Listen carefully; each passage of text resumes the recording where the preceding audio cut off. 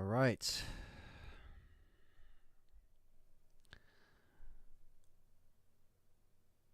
I think this should be good. What's going on, everyone? We are back. It's a fresh week. It's been a long weekend, and we are here now. Back to the live streaming. What's up? We got Cam here, King Shadow, Thunders Productions, Gary 17. What's going on? Gravity's here too. It's Resident Evil time. Revelation, what's up? How's everyone doing? Yeah, I hope everyone's doing well. Yeah, it's kind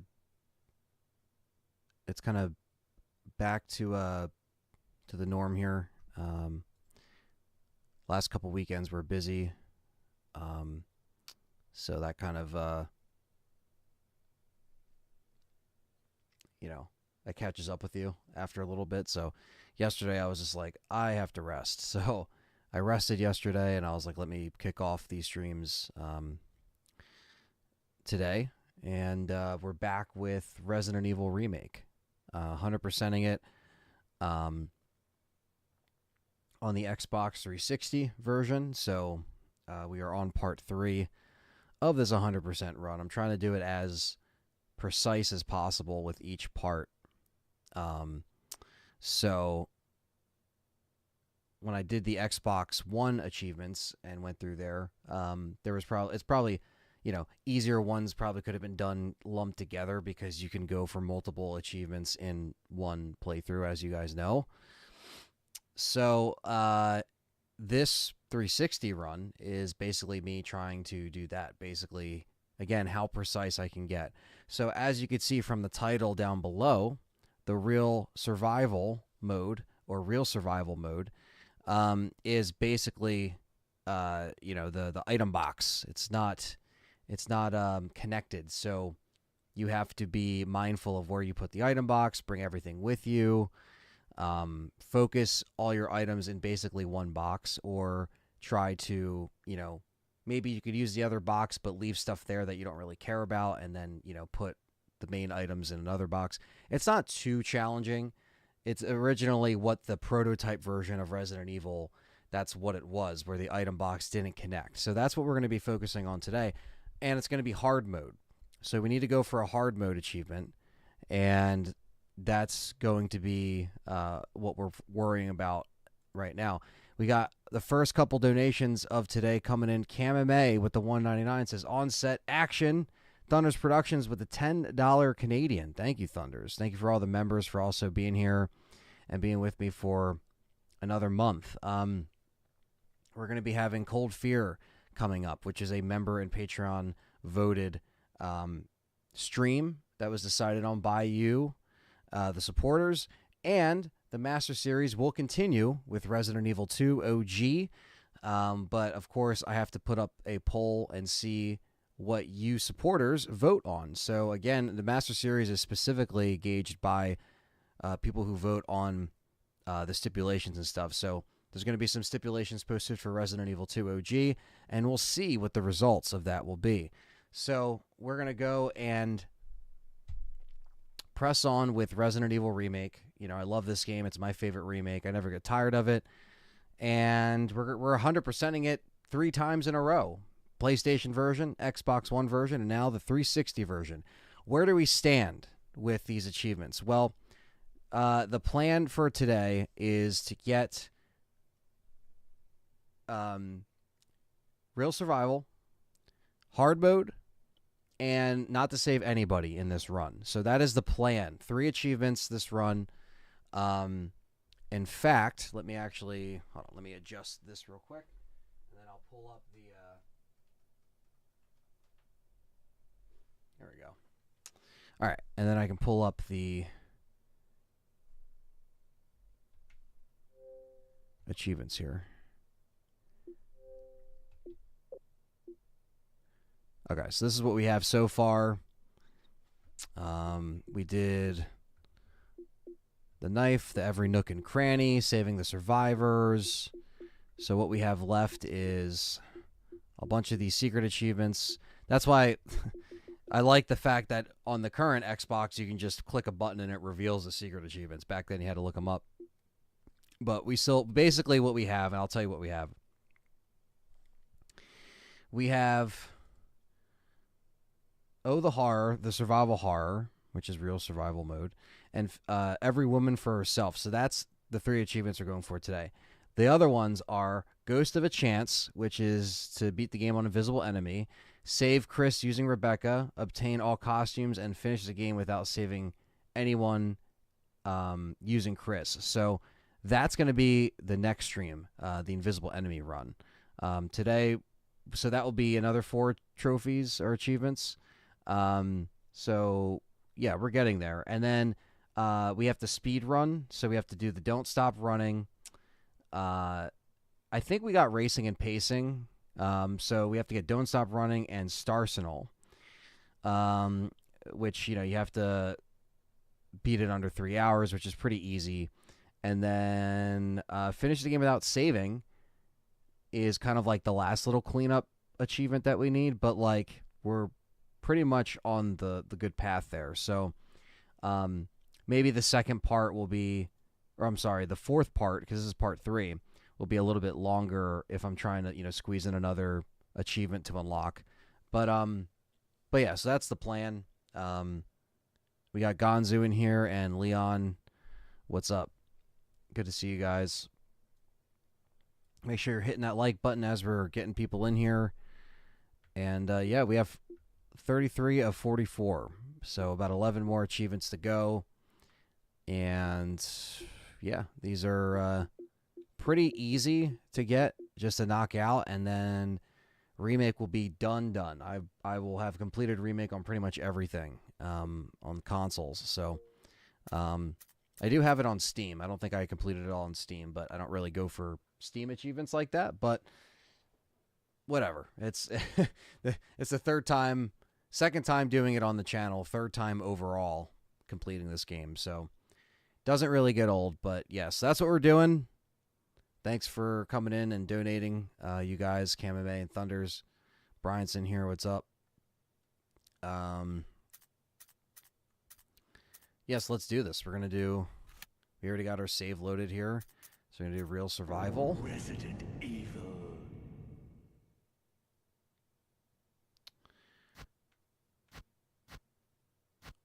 All right, we got Jill.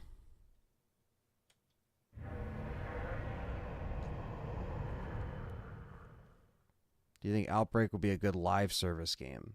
Yeah. Yeah, I don't see why, you know, Outbreak couldn't work in any, you know, kind of fashion today. It could, you know. Alpha team is flying around the forest zone, situated in...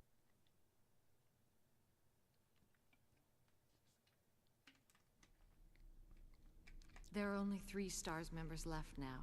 Captain Wesker, Barry, and myself. We don't know. But yeah, I think Outbreak could work.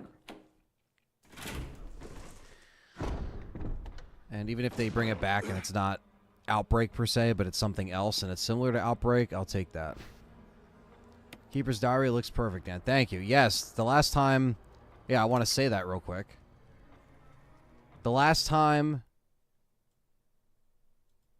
you guys saw me, the trailer wasn't out for The Keeper's Diary, but now it is out. And we're going to be actually posting it really soon to all of our socials and channels. But yes, the trailer is out. The response has been pretty good, like 98% positive. You know, you have a couple people in there that, you know, in the comments that can complain and stuff like that. But most people have been pretty excited about it. So definitely check out the Keeper's Diary trailer. Again, you're just going to see more promotion from all of us kind of posting and getting excited as we come up to a release date very soon. So, yeah, hopefully everybody saw the Keeper's Diary trailer this week and, you know, again, really enjoyed it. So, .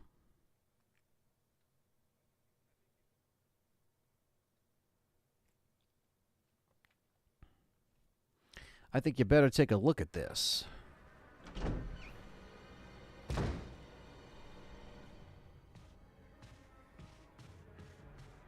Yeah, Heidi Anderson Swan did a great job as Jill in this.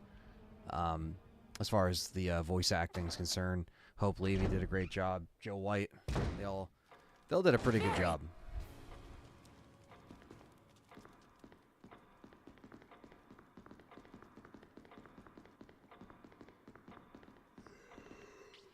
All right, so we have to kill Barry, and we have to not pick up any Mo discs and not save Chris. So pretty easy. I mean, this isn't like the mode on Real Survival. Like the enemies are a little bit tougher.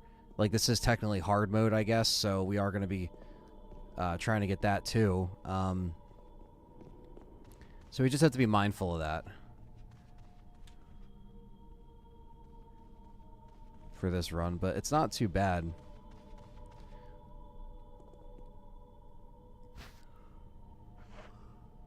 Thanks. I may need it. I may need it.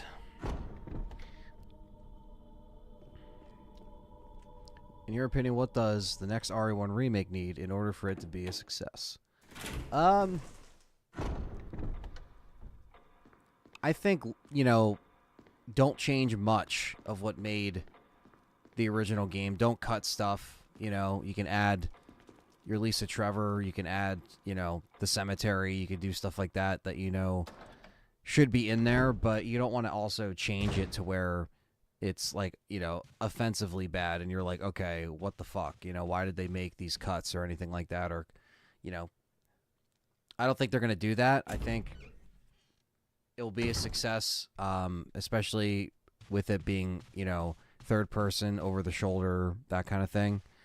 But they also, yeah, Nev Campbell is back in Scream 7, which, you know, the Scream movies haven't been great in a while, let's just be honest.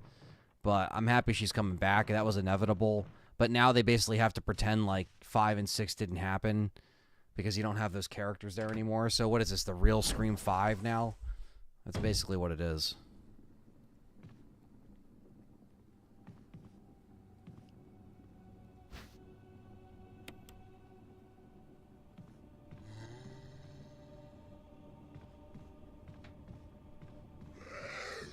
But I would say for fans, for it to also be successful, is you also have to make it to where the endings do actually connect. So all the survivors actually escape. You don't do that thing where you never see all the survivors escape on the helicopter.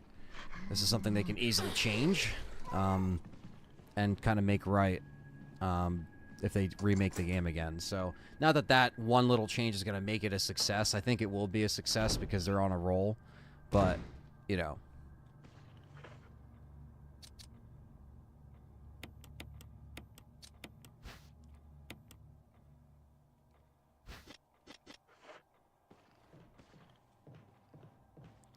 Yeah, it's already hard mode.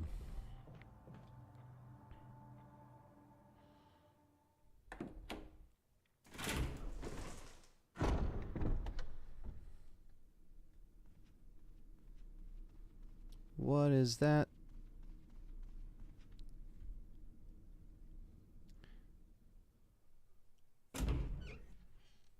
Yeah, Nev Campbell back. I feel like that's kind of what they have to do to keep that thing going.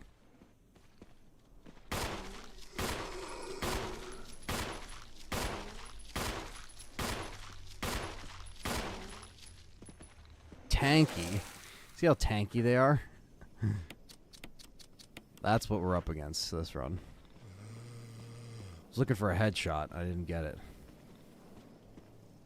I did not get that headshot.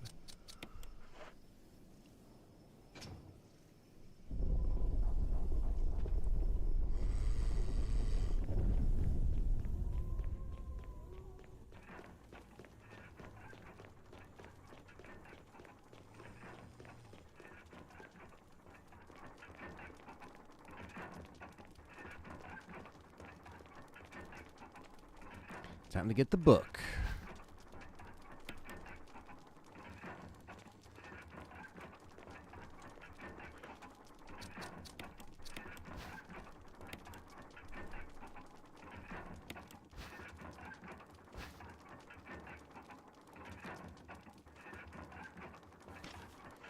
I don't think there'll ever be an official fixed camera angle RE game now. Will there be other horror games that probably do the fixed camera angle? Yeah, but... Hey, I think Capcom is going to rewrite the RE story line in 5 Remake and make Wesker live. They could. They could make his death a little bit less definitive, you know? But I don't know. It's interesting. So I feel like... Ah, you motherfucker.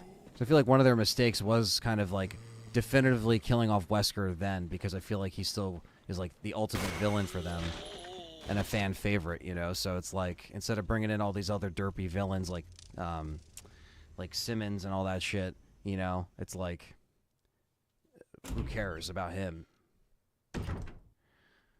The 2002 RE film turns 22 today. That's crazy. Yeah, I remember seeing that in the theater, and that was it was a big deal, but I was also very confused and disappointed that I didn't know what the hell I just saw. And then little did we know that, you know, 1 and Apocalypse were probably the best of show as far as all of them were concerned. They still had flaws individually, not perfect, but we didn't know the shit show we'd be getting years down the road.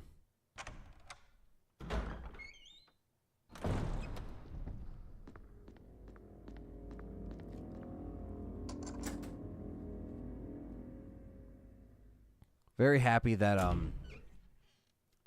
we got rid of the well, got over the Nook and Cranny achievement really soon, because that one is a bit of a bitch. Remember going to Underground Bar event for the release of RE0 and RE Remake. IGN was there, and they had PS4s installed. What? Are you talking about when they put them out again? That's pretty cool. At first I was like, wait, you're talking about 2002? They had PS4s? But then I see what you're saying.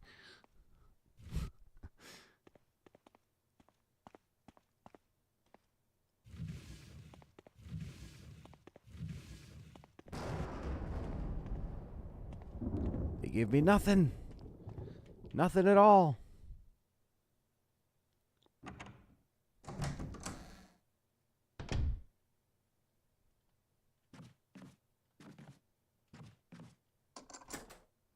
Ah, 2015. There you go.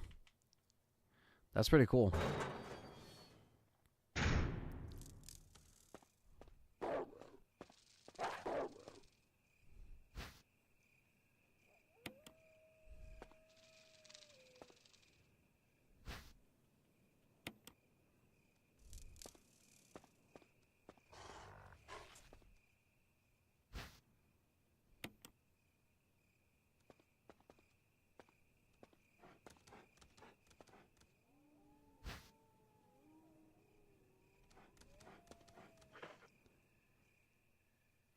Wesker is Chris's nemesis. Like how...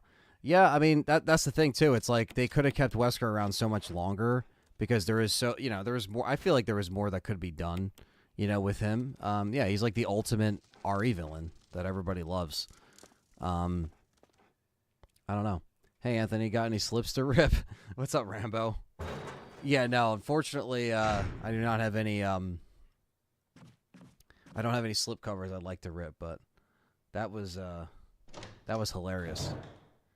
I just remember joining that stream like mid conversation, and I saw that and I was just like, "What the hell? What the hell's going on here?"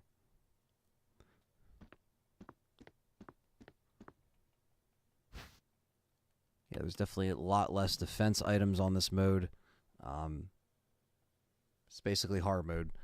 It's like a forced hard mode. You can't pick your mode when you do real survival. It just puts you on hard by default. And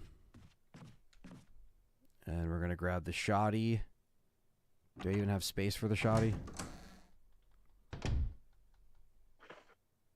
I don't.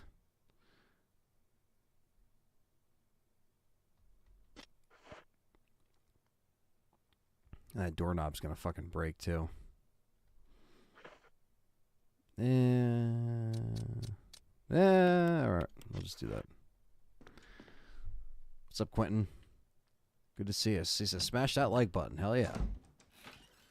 What's up, brother? Good to see you.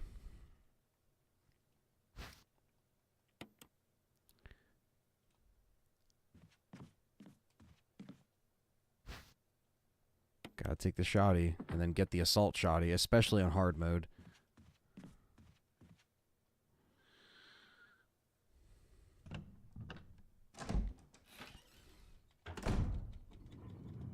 Suspect, what's up? You gotta check both doors, chat room. If not, you're dead. Okay. Oh, God.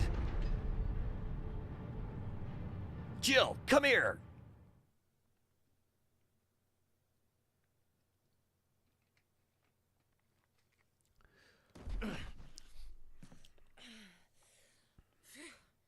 Barry. Carlos says, I really think this is the greatest That game was a ever made. close one.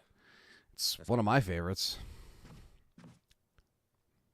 It's definitely one of my favorites.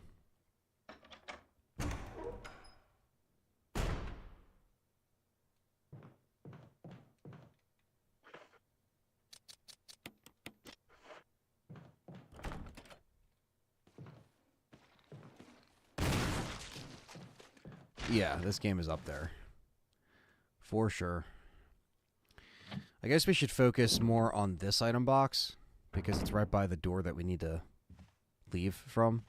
So I'm trying to be like, you know, productive with that.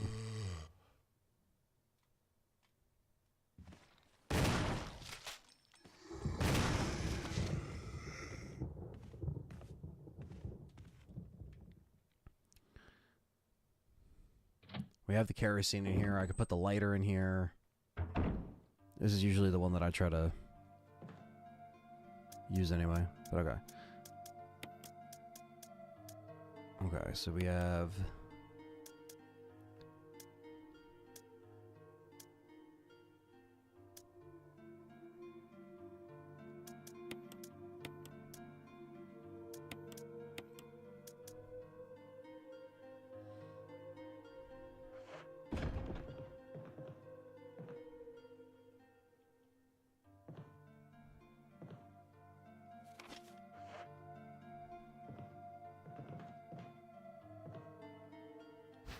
Will there be an RE game or series where it's a younger Wesker? Well, I don't think so.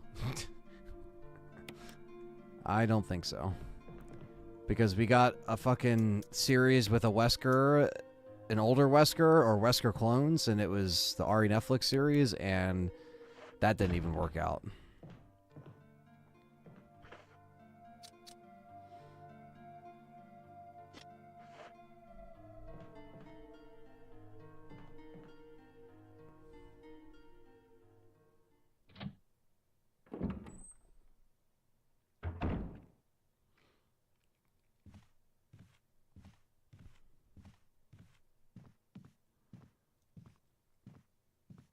Yeah, I think everyone would be ready for a remake again, you know, remake. Ooh, sorry, I had to sneeze.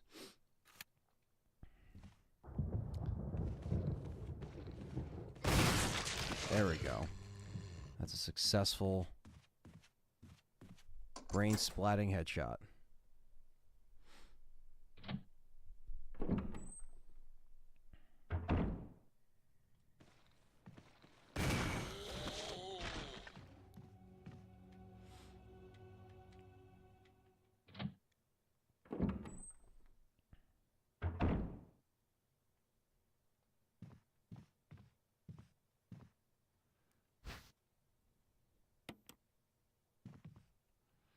All right, we got the dog whistle.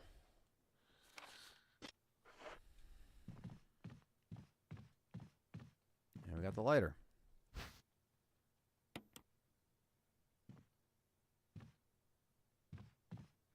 It's a very cozy room, right?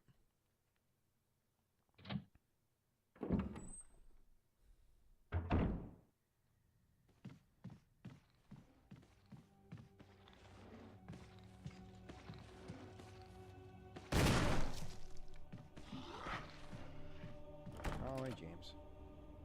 Hello. James is here.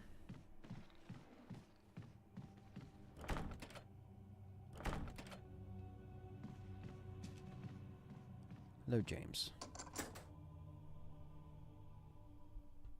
We actually have some nice weather today in Jersey. I mean, it's like windy, but it's like in the high 60s. Barry, what the hell? Didn't you say you were going to the dining room, you bastard?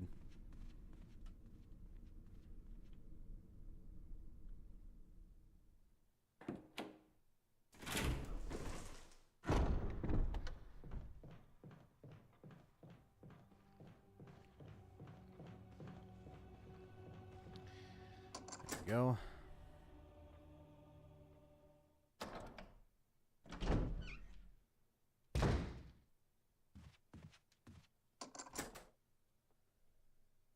But I asked, what's your favorite set of bosses in the original trilogy? Like Lisa Trevor, Tyrant, Mr. X, William Birkin, Nemesis. I would say Nemesis, OG Tyrant, and then I would say Birkin, Mr. X, Lisa Trevor. Lisa Trevor would be in the remake, not so much the OG trilogy, but it would be the other ones I said, you know. Nemesis, Tyrant, OG Birkin, OG Mr. X. I mean, that Nemesis is my favorite, but, you know.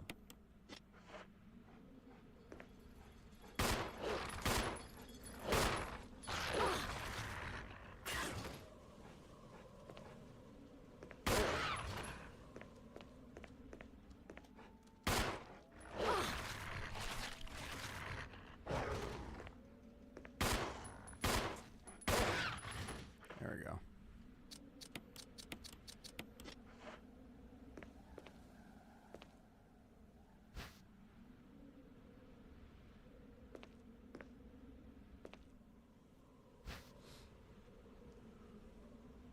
Can I go through the door?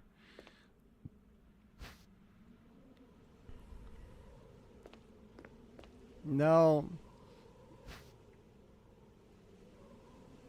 It's not letting me go through the door without picking up the fucking collar. I just want to discard the dog whistle.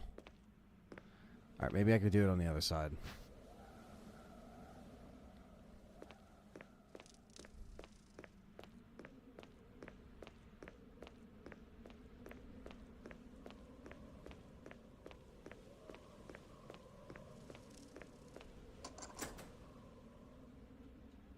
There we go. And then I'll just circle back around. I was like, no, it was blocking the door. I can't discard the whistle.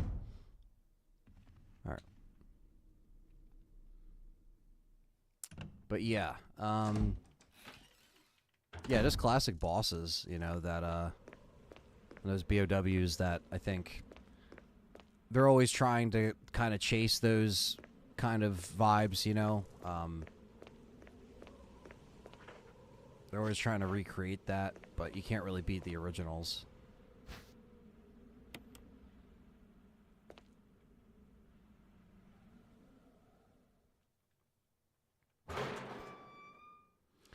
Today's gameplay is probably going to be 3. Real survival, every woman for herself, and beating it on hard mode. So probably 3 for today's playthrough. The next part of this playthrough will probably be a little bit longer because I'll be going for Invisible Enemy, and it'll be on Chris, and yeah.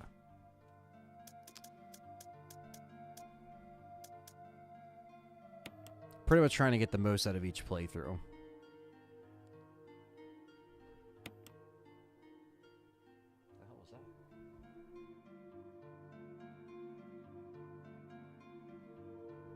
Guy's just being...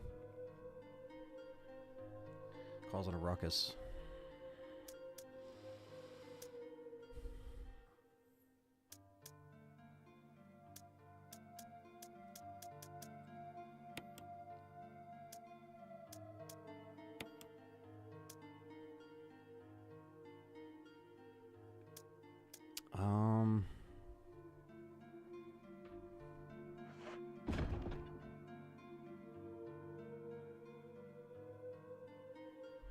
Oh, Mugen's up here. There's a Mugen. You can't sit in the chair. I sit in a chair, huh? He's like,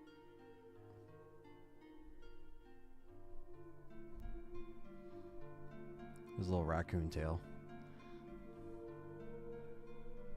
Yes, I know.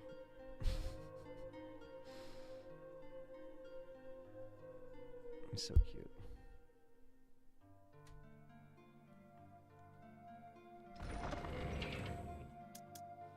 All right.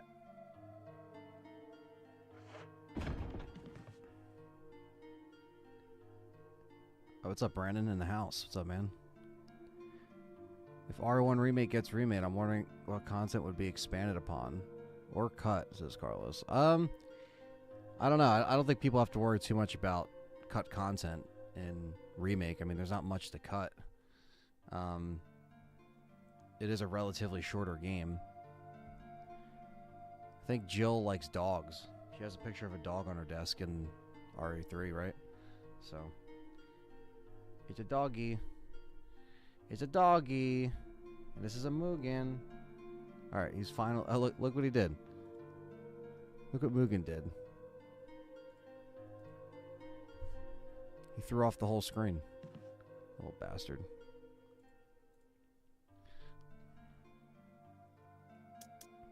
Alright, so we gotta do the plant. We also have to do this.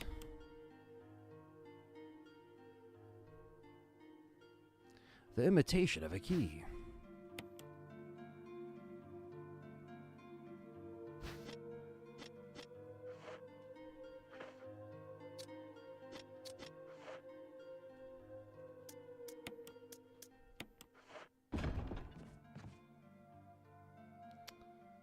All right, let's keep it moving.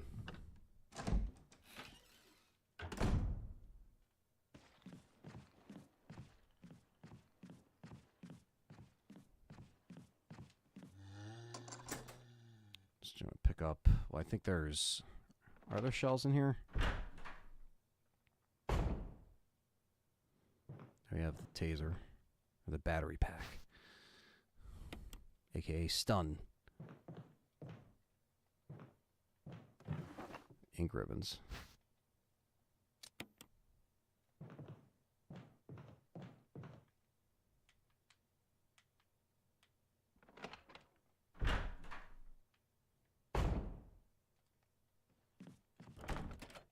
Alright, so I gotta get that armor key. Best RE sound effects? Man, that's a good question.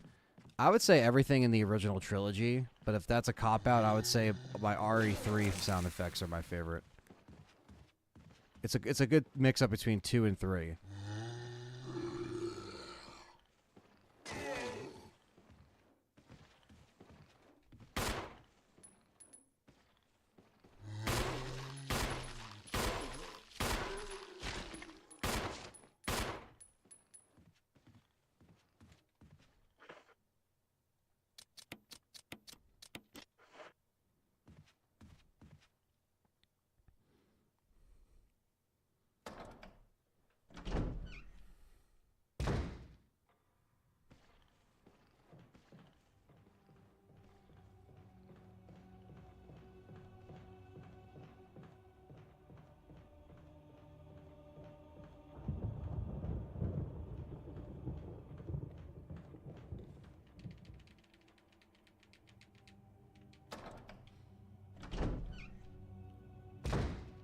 The zombies vomit in the OG? Yeah, they did.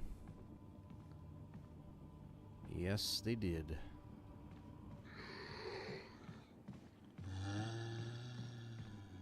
So it was a nice little touch that they added that in here.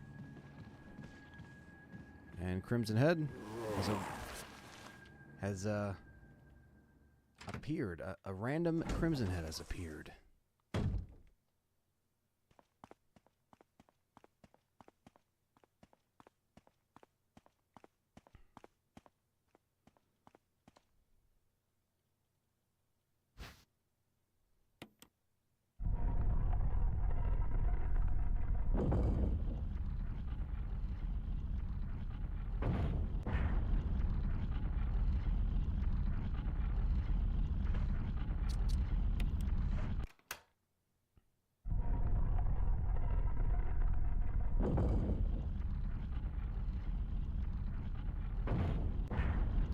Back off.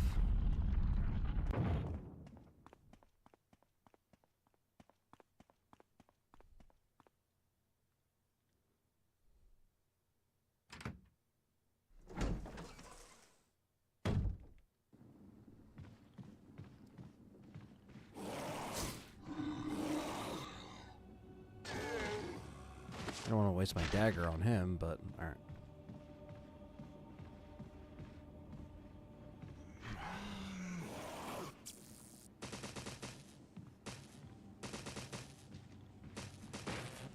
Fucking assholes.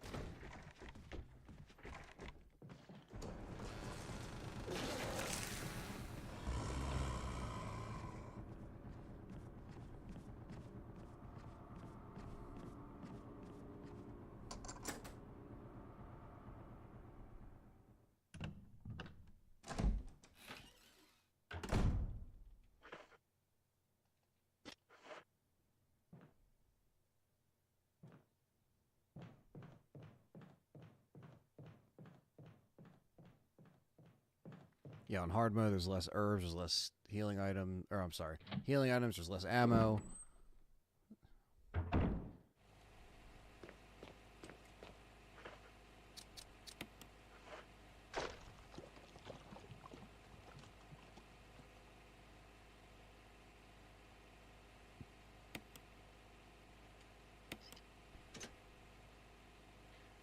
It's time.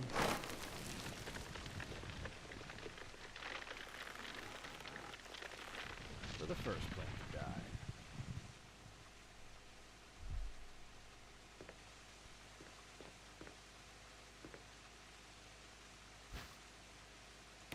It's real survival, every woman for herself, and beat it on hard mode. Those are the three that we're going for. Real survivor's automatically on hard, so it's kind of like a 2-in-1 anyway. Do I think Jill would be the main character in RE9? I don't think so. If I was a betting man, I would say no. But I would want that. That's what I want. I don't think that's what they'll do, but... Remember the zombies vomit in Operation Raccoon City? If you got tagged by it, you were done. Yeah. Yep.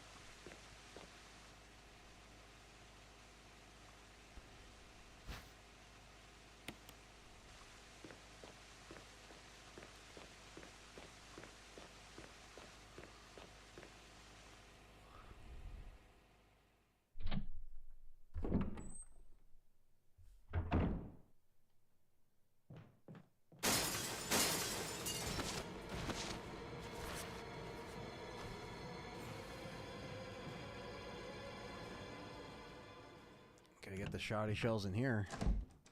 The good old keeper's room. Feel like they might go the RE7 route again, story and tone-wise. Yeah, we'll see. I can't pick up fucking anything in here, so... Last time we saw Jill in the main storyline was RE5. It's true.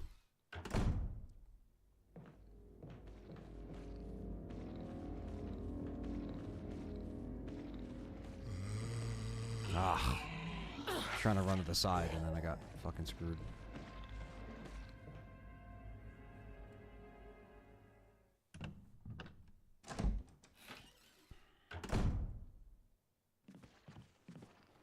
What the fuck?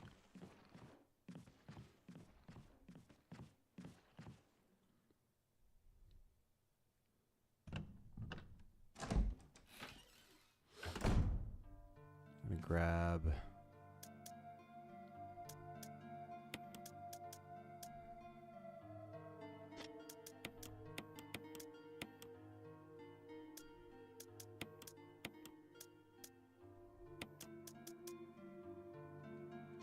Might get a new protagonist. Yeah, I mean, we'll see what kind of direction they end up going. I think as long as they just kind of make the characters a little bit more interesting, than 7 and 8 in the winters and all that stuff, you know. Because I wasn't really a fan, and I know some people are. That's fine, but... What the fuck?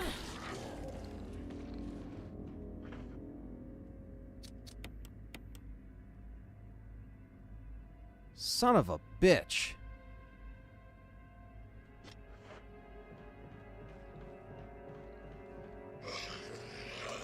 You fucking lunged at me. What's up, Dragon Ball?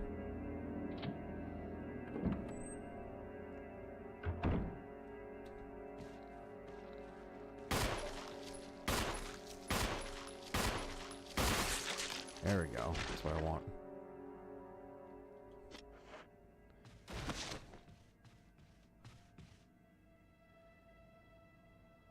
Given how this year's going, I'll take anything, yeah. We need something good.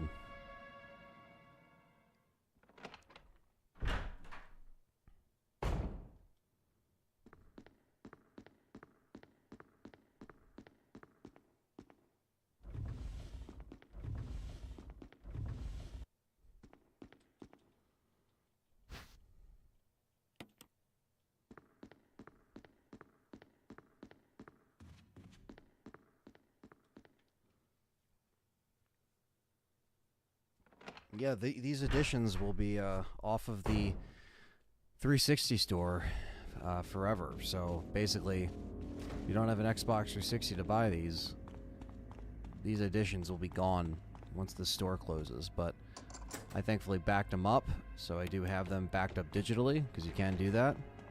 And we're set. So...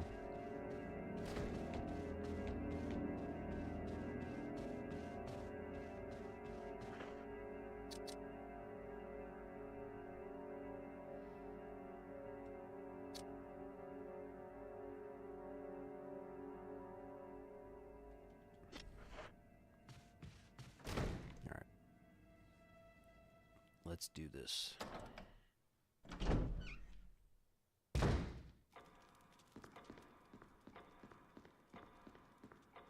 Was one of the biggest disappointments in video game history. What's that? This year?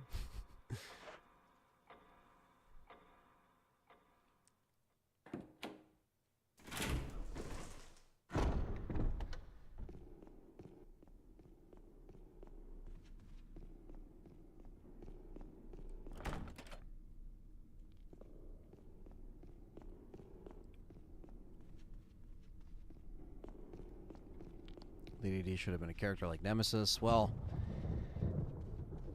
I think it was just a lot of bark and no bite. You know, it's like it got so like popular just from the trailers, but then little do we know that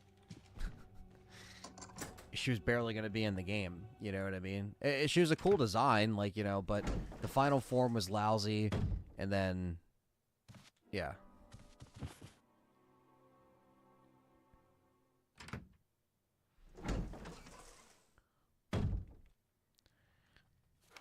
I didn't mind Sherry that much in RE6, but I think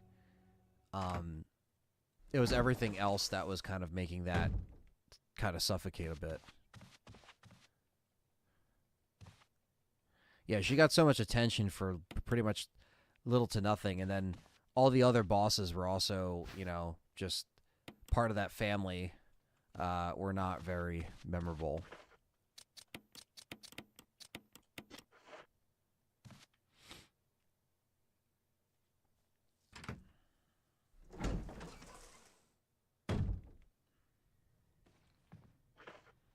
We're gonna get the serum for his bitch ass.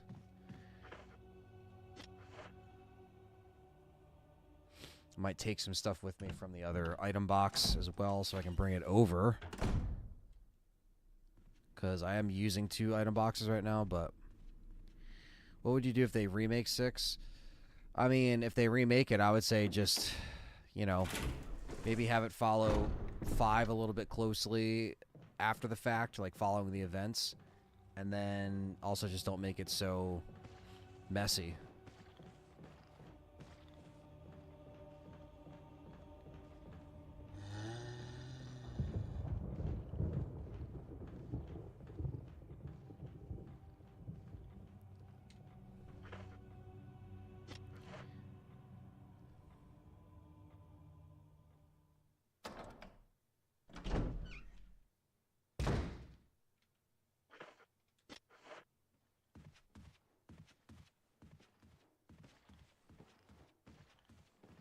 Oh, fucked.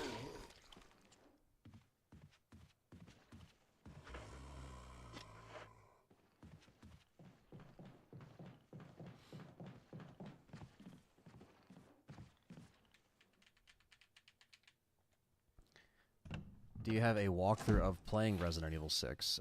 Yes. The Legacy series. Go back in that playlist and it's all there.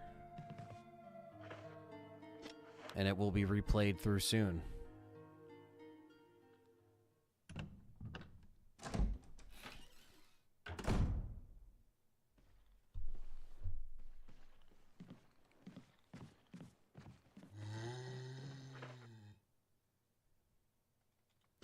I like Shadows of Rose better than the main campaign. Yeah, some people have said that. I didn't mind Shadows of Rose, but it still wasn't really Resident Evil. It didn't really have the Resident Evil vibe. Like, they had more horror, like, things thrown in there with the mannequins and shit like that, or the dolls. But it was like, they didn't really, you know, it just... I didn't really care about the winters, basically, is what it comes down to. You know, gameplay-wise, Village was solid, you know? It's like how I feel about, like, Last of Us 2. It's like, gameplay, solid, really great game design, level design is pretty cool. But the story is just where I have the writing, the actual attention to detail, or the actual, like, you know, fact that Miranda trying to connect it with Spencer is just like, that just seemed very, like, far-fetched and just not just there because they had to tie it in somehow, you know?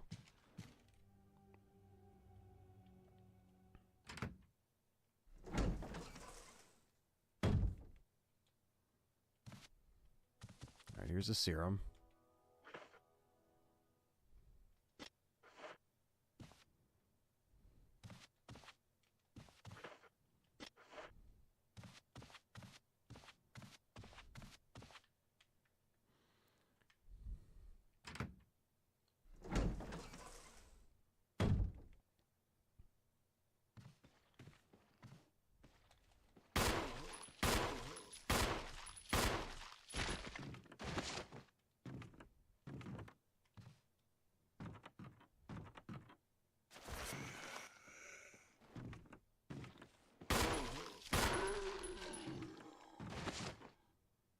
Basically didn't feel like yeah, it just felt like just a bunch of ideas thrown together.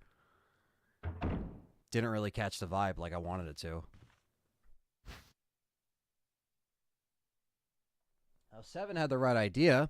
They scaled it back a bit to a house. They scaled down the enemies, you know what I mean? Even though the molded were forgettable and not, you know.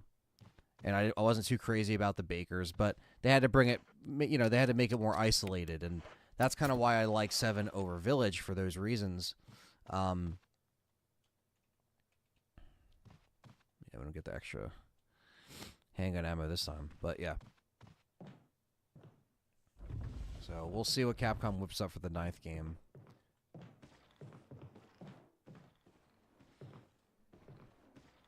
What's up, Dr. Evil? It's going good. Playing some Remake. It's always good when we're playing some Remake. We're on Real Survival, Hard Mode, trying to get those 2 achievements, as well as Every Woman for Herself. It's almost like they made Halloween Season of the Witch, but with no Michael, and then this was like a game set in the R universe. I hope I said that right. No, I see what you're saying. It didn't really have... The only good thing with Season of the Witch is it tried something different story-wise, and it worked very well.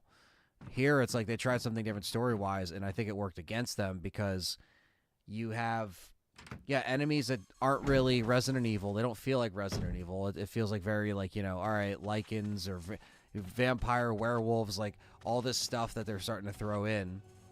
And it just didn't really catch the vibe, where the Bakers still didn't really capture the vibe. It was more like Leatherface, Texas Chainsaw Massacre family type, which I like. Like, that's you know, I love Texas Chainsaw, but again, is that really Resident Evil, or is the molded enemy, you know, design mixed with, you know, Mia, you know, on a boat, like all the like the random stuff that 7 had, and like all the different things that, you know, kind of made you question, like, okay, doesn't really sit right. But again, it got Resident Evil successful again, you know, but that's like the only way we could get more Halloween movies. Yeah, I mean, or more Halloween movies that are actually good, because that's been a problem as of late.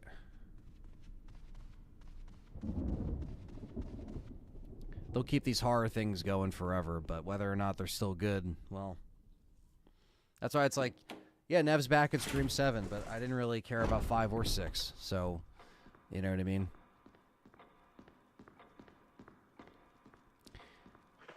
Yeah, it's like a fan favorite now.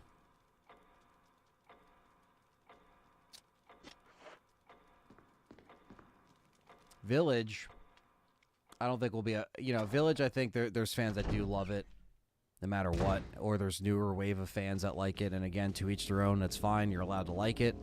There's no gatekeeping here. But I think most, like, fans that just were kind of looking for something more, especially more with Chris. I was really, really disappointed that they did not do more with Chris in that game, considering he's on the cover. But also, we thought we were just going to see more of him after 7, because 7, he shows up at the very end. He doesn't even look like him. Not a hero, barely did anything for me. I wasn't, like, satisfied with that one either, because I was just shooting shit up in a cave, and then you're gone. It was like the free DLC, but, like, it didn't really have any weight to it. So, Chris being one of my favorites right next to Jill, there's no way that I could play that game and not get offended by them just kind of misusing Chris, or, him making dumb decisions,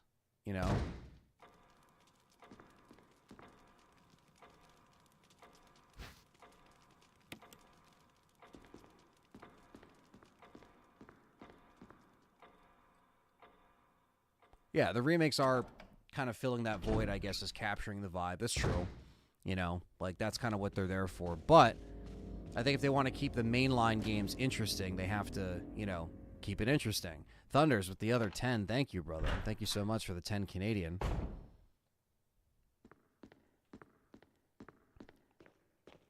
I forgot to grab the emblem, but here we are.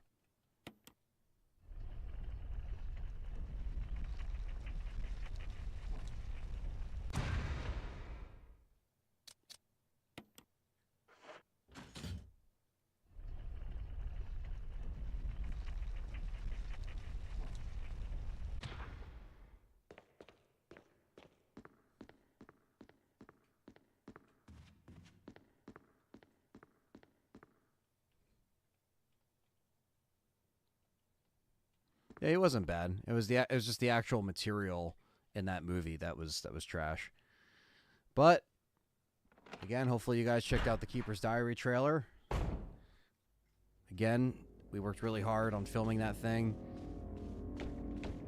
and Andrew and everyone else that's been, just pushing so many hours on the edit and working on, everyone working on the color correction, like Nuji working on the color correction, and all of our effects people working on stuff. I mean, like, just a lot of hard work went into it, so I really hope people see that and they get excited. Yeah, the ending of Season of Witch is funny. What's up, Matt? Fellow member Matt, what's up? RE2 Remake and RE7 are the most popular Resident Evil. Yeah, exactly. RE7 brought people back to the dance that didn't know what was going on with Resident Evil at the time. So,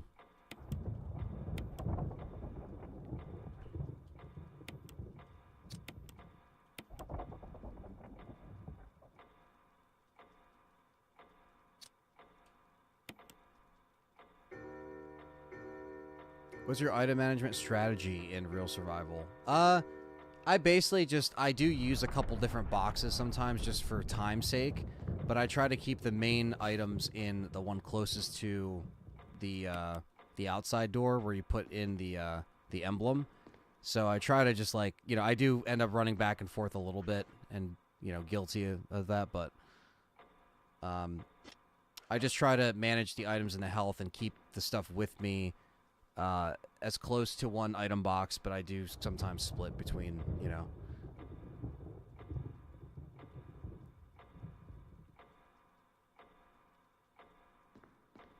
I love the trailer, but the hunter, LOL. Yeah, Matt's not a fan of the Hunter. Yeah, there's a lot of people that aren't a fan of the Hunter in the trailer.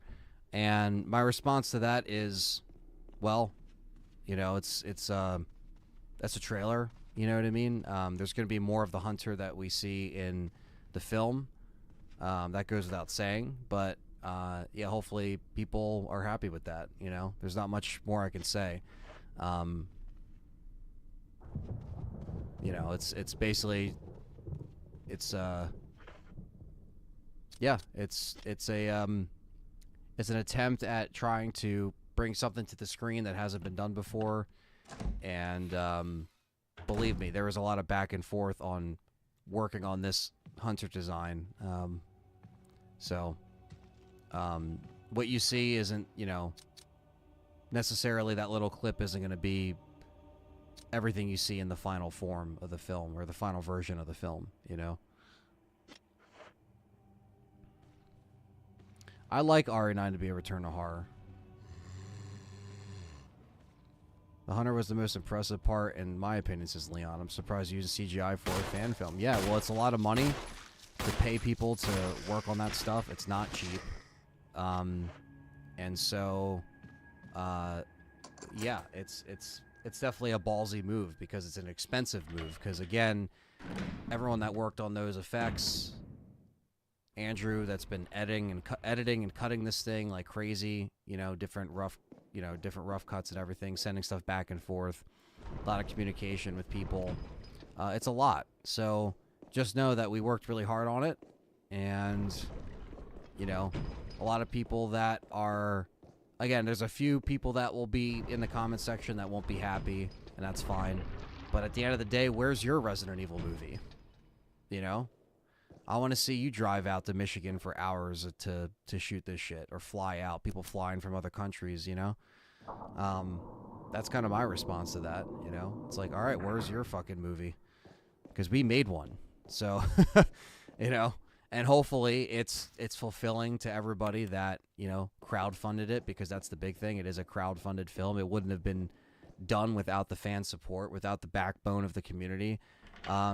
And we wanted to make everybody happy. So that's, you know, we tried our best with everything that we had.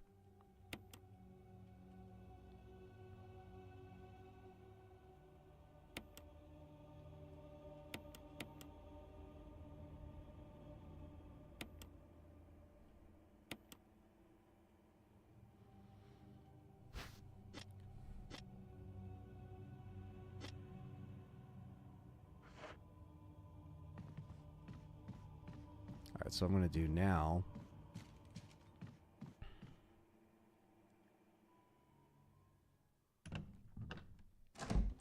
So I'm going to put most of the death masks in the other thing. Remember expecting the massive shakeup with RE7, and I was delighted to see it's pretty traditional RE in first person with Texas Chainsaw vibe. Yeah, exactly. It was pretty much like a soft reboot in many ways. And that's why it almost felt like a different game in a way, because it was, you know, new characters that you're not used to. And then they had little drops and Easter eggs in there, but they had a better village before they started cutting stuff. Yeah, I'm not sure, you know, I think even the areas or the village elements that they quote-unquote cut, even if they added that stuff in there, the writing still would have been the same, so it wouldn't have saved it. Another amazing aspect of fan films is that it's the perfect place for aspiring actors to get started. Yeah, I mean, absolutely. I mean, I think not only just actors, but just people that just like to be a part of the craft, that like to be a part of the production design, the lighting, the camera stuff, like all that stuff you learn with each project. So it's important to, you know, you get your name out there, and then people realize, oh wow, this actually, you know, is trying to, you know, achieve something bigger here than just like any other, you know, generic fan film that's out there. So third person will be for RE9 day one, perhaps. Have you checked out the RE2 fixed camera mod? Looks impressive. I haven't seen it yet. Spoken about this, but what was your involvement in the fan film? So my involvement in the fan film was I was a camera assistant. So basically Nuji, Luke from Resident Evil Challenger, was our cinematographer on this, and it was you know, absolutely awesome to see his you know, just being under him, seeing his craft and everything like that. It was a very cool thing. But yeah, I was a camera assistant. I was helping change the lenses. I was doing the slates, you know, keeping track of all the shots that we were doing in order. You know, and like I said, 20 hours a day, we were in there, you know, filming. It was, like I said, it was me, Nuji, Andrew, and then whoever we were actually shooting, you know, with was obviously in front of the camera. And then you know, Andy from Biohazard Declassified was there a lot of times too. And yeah, we were trying to make something cool. So my involvement was pretty much being there the whole fucking time, and trying to make sure that we're all on the same page. You know, like we were all keeping each other motivated when it was a lot going on. Long days, long shoots. You know, you might be saying 20-hour days. That's not, you know, well, it's filmmaking for you. You know, not everything is going to be easy and simple. It's a fucking, you know, it's a fucking battle sometimes to just make sure that you're getting everything down, you know. So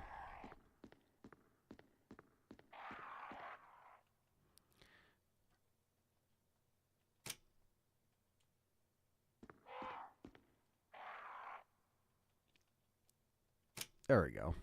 I kept fucking that up. There's no reason for over the shoulder and first person not be day one. They really need to craft these games like that from the get-go. They aren't 100-hour RPGs. They can afford the dev time. Also, Ant messaged me later. Yeah, I'll message you. What's up, John? He's in the house. Where can we watch your Ari movie? Well, it's going to be on Resident Evil. And it's going to be coming out soon. I don't have an exact date yet, but it's going to be very, very soon because we're getting there. We're literally right, you know, just about at the finish line. So,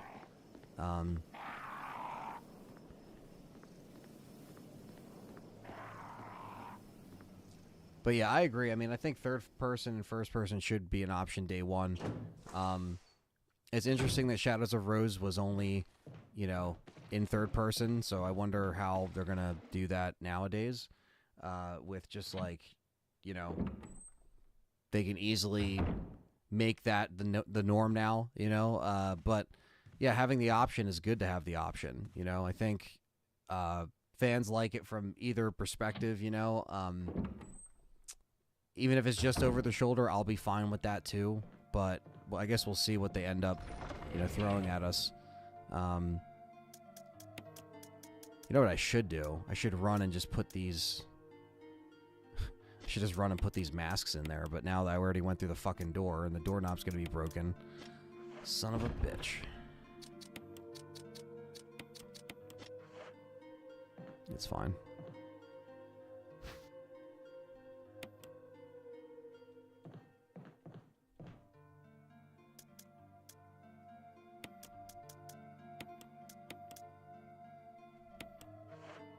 I don't mind first person. I just think for Resident Evil, I don't really care for it that much. Like, it's fine, but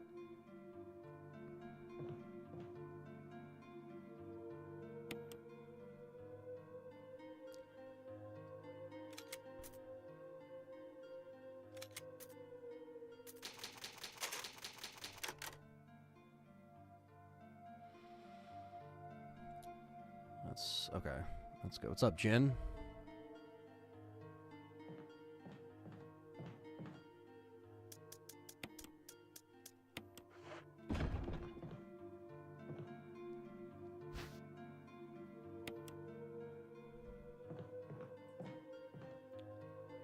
It's like they can't make up their mind. However, they need to recognize that the super split on the fan base, giving us both is the way. Even things with Jill's perfect dodge, you can make it work. Yeah. Yeah, there's always space to make it work. And I think, you know, a lot of people are, you know, they know that at this point the over-the-shoulder treatment will happen for these other games too, and that's how people are playing them.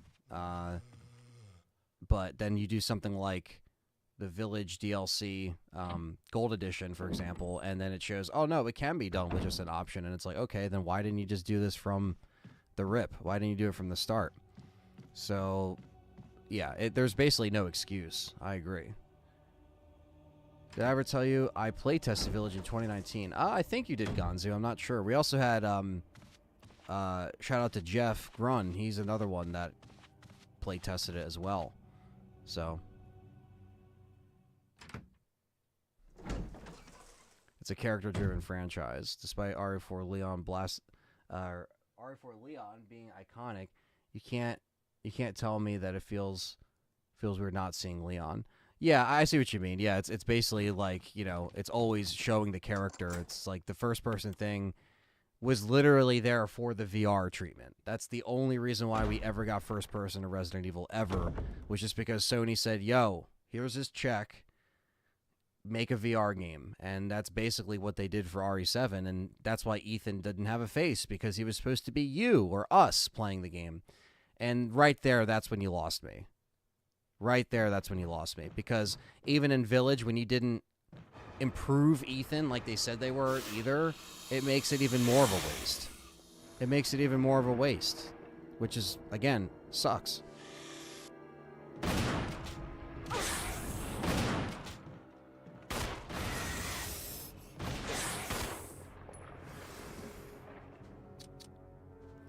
Fucking poison.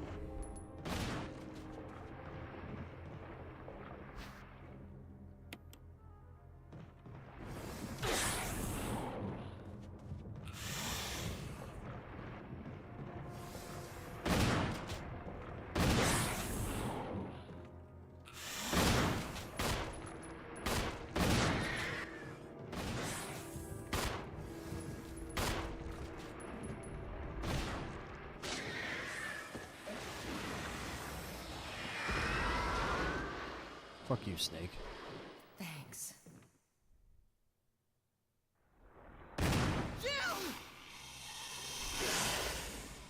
Give me that shotgun, Richard. Give me it. Richard!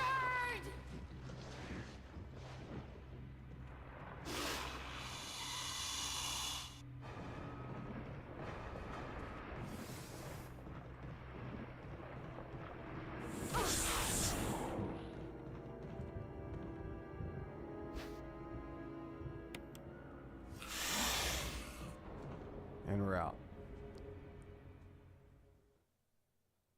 Then they were like, fuck, we gotta give Ethan a story. Yeah. Survivor did it right. First person with cutscenes where you see the character. Have no idea why 7 and Village couldn't do the same. It's gonna irk me forever. I'm not saying Survivor is amazing. Yeah, no, I see what you're saying. No, you're right. That's why I thought when they still didn't do that shit with, like, when Rose is in there and then you just see Ethan and then it cuts away to the side of it, like, it just looks so fucking stupid. It's like, dude, just design his face. We don't care. Like, this isn't... Why does this have to be some, like, you know, like shit like in the cartoons where you never see the parent's face. You just see their feet. You know what I mean? Like, what the fuck is that? Just show it at that point. You literally have this whole DLC where Rose is sitting there and she's crying and shit like that, and we can't even fucking have Ethan's face. It's just like, dude, what the... I don't get it. I'll never understand that. That's why 9 has to really get its shit together. It really does. Because they're treading on thin fucking ice with this fucking franchise in the mainline series. They really are. Because it's like, we'll always play it as fans, but as we see it grow further and further away from where it originally was 28 fucking years ago, it's just disappointing.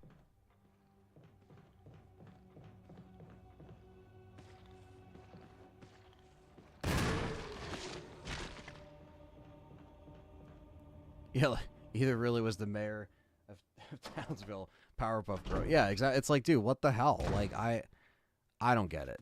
I won't ever get it. But the only good thing is that it's in the past now. It's in the past. I understand they're the more successful games. They've sold a lot. They got a lot of people into Resident Evil. That's fine.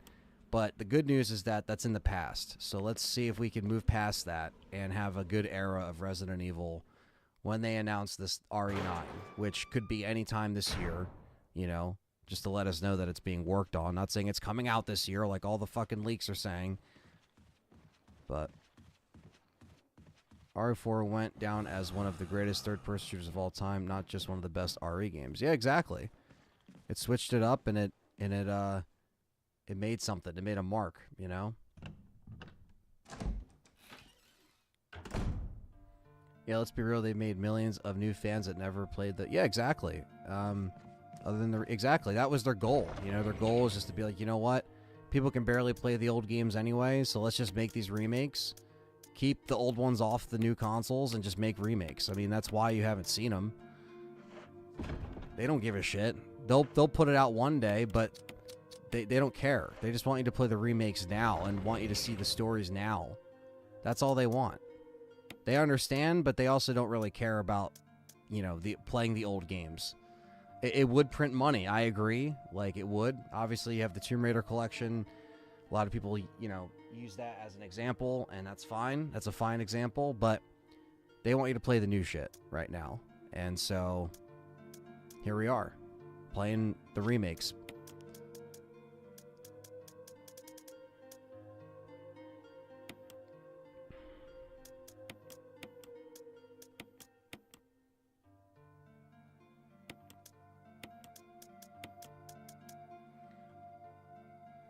RE9 2026. It's very possible. RE4 is the most list top 25 games of all time. Yeah. Cannot wait for RE5 remake to connect Miranda and the entire story. Yeah, hopefully not. Oh god, hopefully not. All right, we got to do Father Ted, so we also got to fucking heal ourselves from the poison. Which is weird because Capcom brings all their old games forward. Street Fighter, DMC, and refuses to bring old RE and Monster Hunter back. Yeah, it's really weird. And they know that it would make money. But I'm not going to say they're never going to do it. I'm just saying, you know, up until this point, they haven't done it because they're like, yeah, buy the remakes, motherfuckers. Just buy it, you know? At least that's how it feels. Alright, so we got some Father Ted action going on here.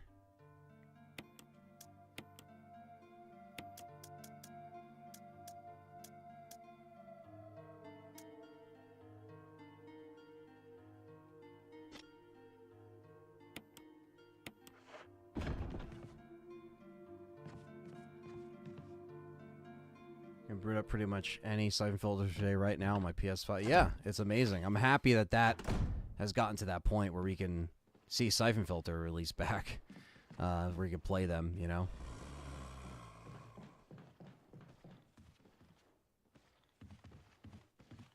There we go. That's a headshot we needed. Father Ted Crimson Head. New fans is good and necessary for financial success, but agree the story of 7 and 8 sucks. I wonder if people who ever played the old games agree that 7 and 8 have shit stories. Well, you know, all I can hope is that it just gets people into the franchise and they do a deep dive and they see everything that the 28 years kind of had to offer, you know? Yeah, I would say the 30th anniversary would be the time for them to do something like that. Or to remake this game as well. You know, I don't think it will be out by the 30th anniversary, but I think they could always be like, and for a 30th anniversary announcement, we are remaking the remake. But it's going to be $500 collector's edition that will get lost because mid-release GameStop, yeah, it goes back. Yeah, I really hope they don't fucking do that with GameStop, man. Capcom really has to see the writing on the wall with them and not, like, just please, Capcom, like, realize that they're not going to be around. And the debacle with the RE4 collector's edition was just horrible. Should never happen again.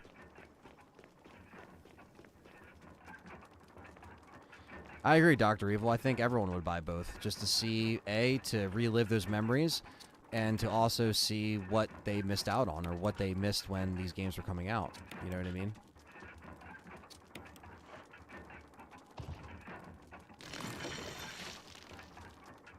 GameStop is still around. They're not completely gone. Not yet. Hopefully we get the PS Premium editions of the trilogy, says Mountain Arts. What's up, Mountain Arts? AKA Purple Herb. Yeah, I mean, I don't know. I think, to be honest with you, I personally think the fact that Director's Cut is locked behind a subscription wall is fucking disgusting. They should just put it out there, you know?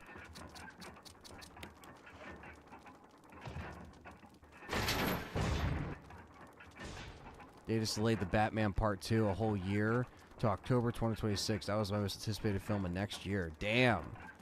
Yeah. I wonder what went into that, you know? Or did they say why?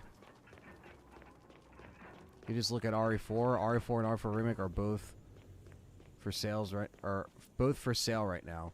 Yeah, I mean, yeah, they're having great... Yeah, there's a lot of great Capcom sales on all... Even Best Buy, their digital store, they have a bunch of Capcom stuff on sale. Yeah, at least for now, we have a bunch of good remakes to play, you know? So... Yeah, it would be over the shoulder if they did this again. They're going to put RE2 and RE3 as well, Survivor. Yeah, it's like, dude, why does the PS3 still have more PS1 games in 2024? Why? Why? Help me.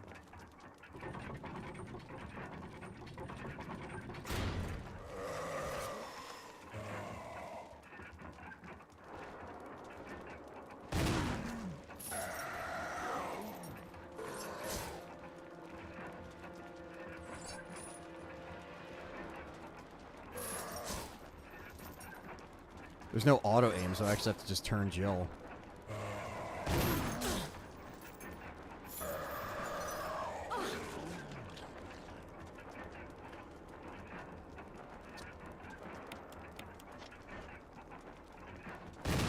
There we go. The assault shotgun's fucking killer. Pretty much essential on real survival since you're on fucking hard mode, basically. I got the Vita to play the PS1 RE game. That's awesome. Yeah. And the Vita's end of life, so you basically just hack it, put your shit on there. You're good to go. Wolves in RE8 basically evolved Crimson's from RE1. Yeah, without the vibe of any kind of Resident Evil thing whatsoever, you know? They even support Code Veronica PS2 and HD on Sony Xbox. Well, HD on Xbox. Why? Seems to believe everyone hates it. I don't know. I mean, it's just they seem to, again, I don't know if it's just they are kind of waiting for the right time or there's going to be some kind of ultimate collection at some point, but at this rate it's just like, just even if you have a decent PC, just get, you know, Duck Station, because that's what PS5 uses anyway for their emulation. They literally use this Duck Station thing. So just, you know, do that or play it on, you know, any other console. You have a PS3, you play it on that. I know the biggest thing is some people don't know how to actually emulate and do those things or download the Team X version of Resident Evil, which I think everyone should download that on a PC, because that's like, you know, that's the best looking versions of these games. Hacking my Vita as we speak. Well, there you go. Delays super suck. Yeah, definitely. Always enjoy a Batman film. Me too. And good news, Nev Campbell's coming back for Scream 7. And the OG writer, creative directing it. We'll see if Stu's return. Yeah, we'll see, right? Yeah, I say what you want about Scream 7, man. I got burnt out on it anyway. Even on 5 and 6 was just not good. So maybe if this Scream 7 is supposed to be like the real Scream 5, you know, but like, you know, I go see him every time anyway, so I'm part of the problem. But I don't know. Because now it just seems like we wasted time. Oh, motherfucker. Fuck you. Love that.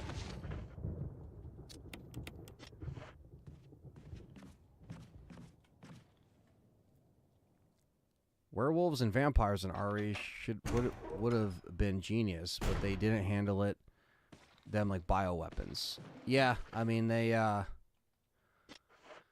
did something.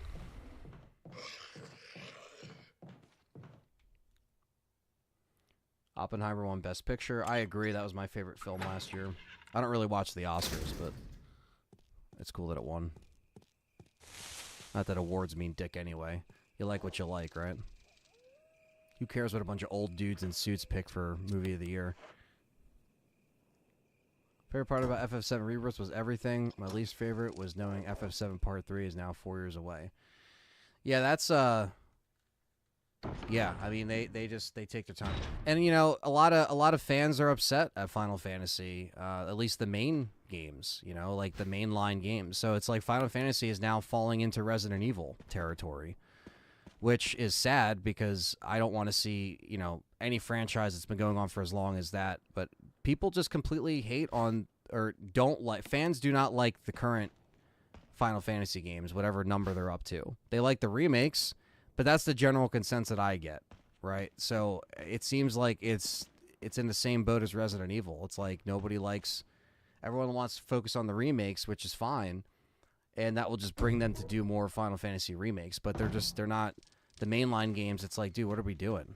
You know, and I don't play Final Fantasy, so I can't speak. I'm not going to try to, you know, speak ill of stuff I don't play. This is just what I see from, you know, fans online, like the general vibe. It's like the same thing with Resident Evil. It's been Resident Evil territory since PS3. Final Fantasy 13 was super polarizing. Yeah. So that's what I'm saying is that, like, it's good to have a remake lane to get people back into it. And again, the remakes are successful enough, so it doesn't, you know, it doesn't hurt you try to make something that is, you know, or it takes X amount of years to make. But yeah, I mean, a lot of this stuff, it's like I don't know, I just think like some games that take a while to make and they come out and they actually are worth it. It's great. It's when we get games that are like, you know, developed forever and it finally comes out and it's just like, dude, what the hell? Why did we wait that long? You know, it's better when it's fulfilling. 15 was okay, 16 was good, but the worst part was the lack of actual RPG elements. 16 was so whack, not a bad game, but basically just a mediocre. I can't even see because the YouTube fucking heart is in the way, which is the worst thing YouTube has ever fucking done. Which was a God of War action style game. There we go. Now I can read the comment. Not what I want from a RPG. FF7 Remake Project was the best RPG active combat period. Took Kingdom Hearts formula and perfected it. Yeah, I mean, that's the thing. It's like I hear nothing but good things about, you know, the 7 Remake and 1 and 2, so, or Part 1, Part 2, you know, however you want to categorize them. I know it's called Rebirth, but, you know, it's basically Part 2. But yeah, it's like, it sucks, you know, and I know that it happens because, look how long Final Fantasy's been going on. Look how long Resident Evil. You're not going to hit them all out of the park. You're not going to make every fan happy ever. And Resident Evil's the same thing. I mean, we see it firsthand in the community, but you could disable the live reactions in the YouTube settings. I disable live reactions.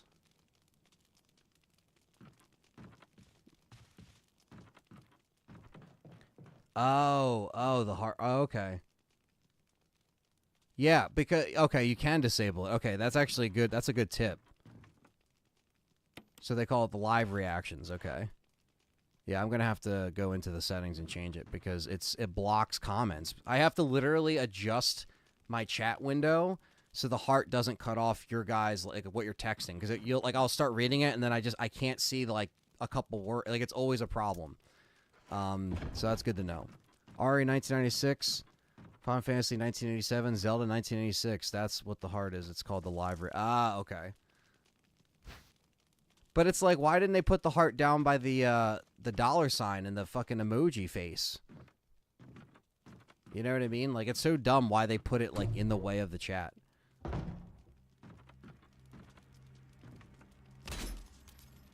Yeah, all our franchises are just old.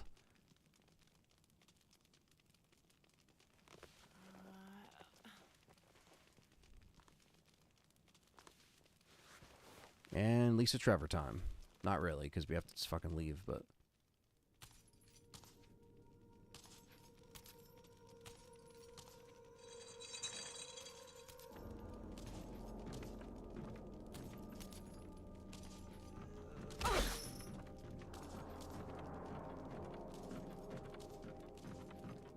Disable it. Nobody will see. I believe you could do it midstream.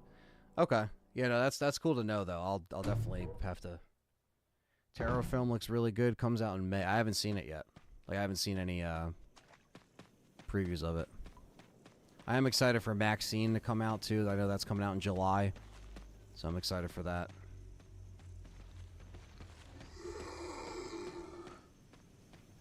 What's up, Azure Eyes? Fellow member and composer in the house. What's up, man? Alright, take care, John. Thanks for coming in.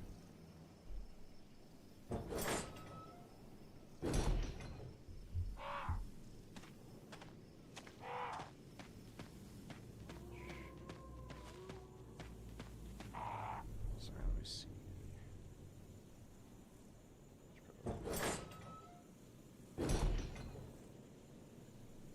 All right.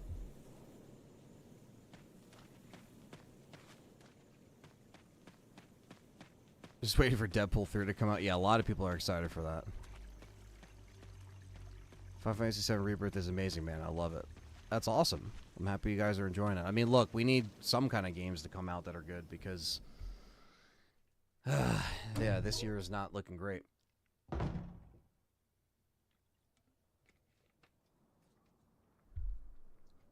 Not looking good.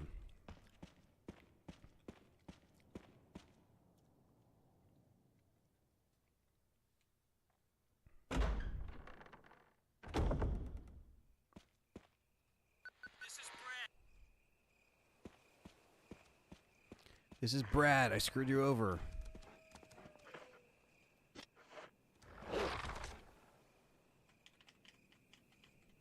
I haven't really been playing anything new. I've just been playing a bunch of old shit. That's kind of what I've been up to.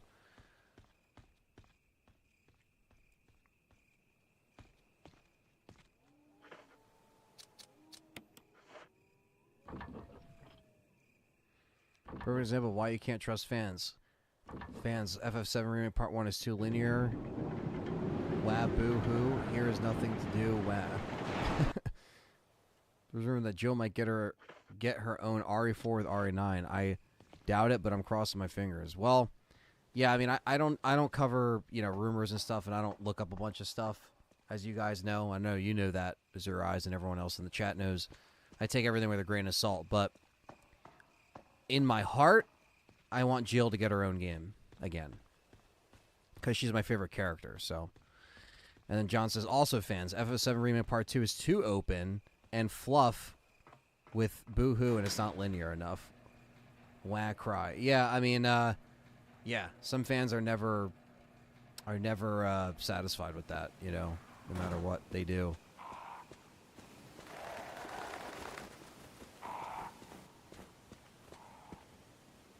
2024 gaming is all about canceled games and laying off employees in the gaming industry. Yeah, basically. Everything you ever knew changes from under your feet. Hey, that's how you see it. I also said I love the game. To each their own. Yeah, it's all good.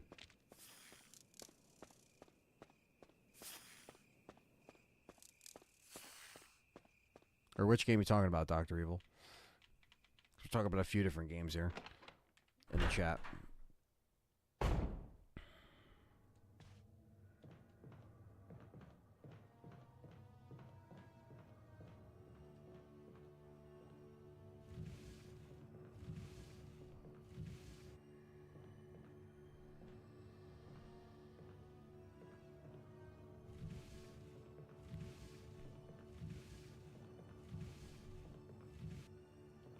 Not how I see it, how it is. Final Fantasy fans are much like Silent Hill fans.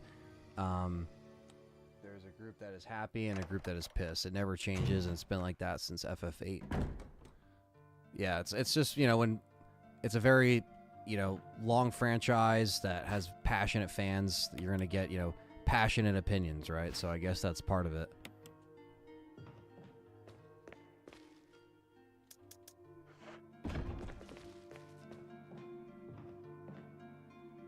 Yeah, exactly, Brian. There's just a lot of people bitching and just a lot of false information on social media nowadays, which is why I simply use it to promote or tweet out things that I've done or worked on or videos, and then that's it. I don't really mingle, and, you know, which, you know, is probably due due to a downfall because you have to interact more to, I guess, be successful in those spaces, but I'm not, so. Well, I'll put the handgun away for now.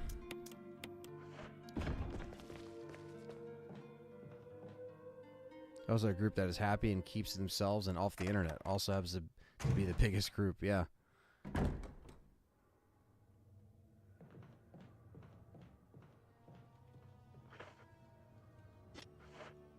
Couldn't care less what others enjoy or don't play, to each their own 100%. It's just hilarious to me how split it always is. That is true. It's impossible to not see it. I mean, we're gamers, we play and we put stuff out online, so we're going to be seeing what other people see. We read YouTube comments, like, you know, it's just like, yeah, it's literally one of those things that's like you can't get away from it no matter what, because we're so connected to all this shit now. But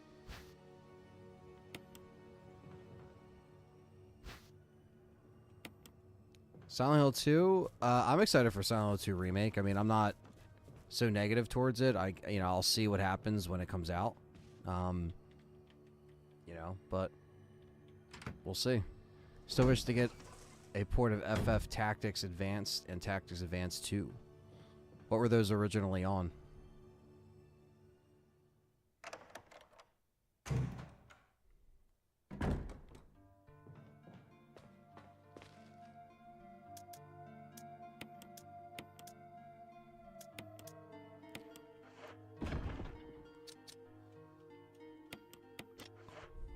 What's up, Aaron Hooper?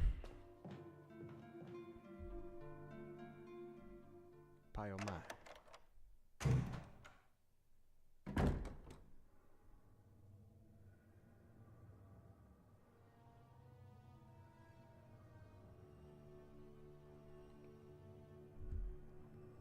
Unreal is just Game Boy Advance. Damn. All right. It's a fucking throwback right there. Well, it's back to work for me. Have a great stream. Thank you, Dr. Evil.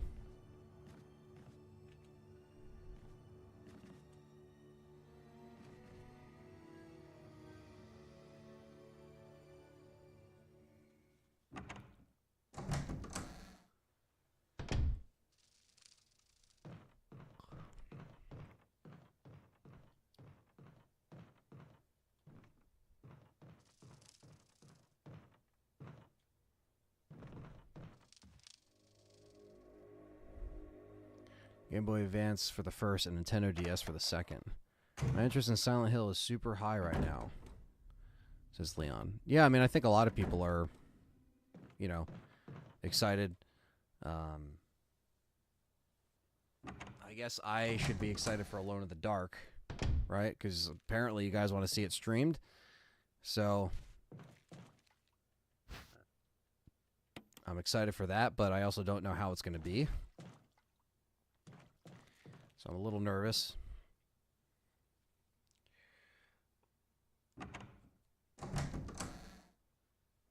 My fingers are crossed, though, that it's good.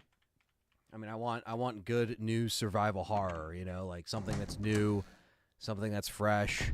You know, I know it's going to be obviously taking a little bit of Resident Evil Remake style for it, I'm sure. I did not play the demo, even though I know the demo is kind of like a standalone thing for that. But still wish Silent Hill 1 got remade first, though. Yeah, me too. Can't wait for Quiet Mountain 2 Remake. Quiet Mountain, huh?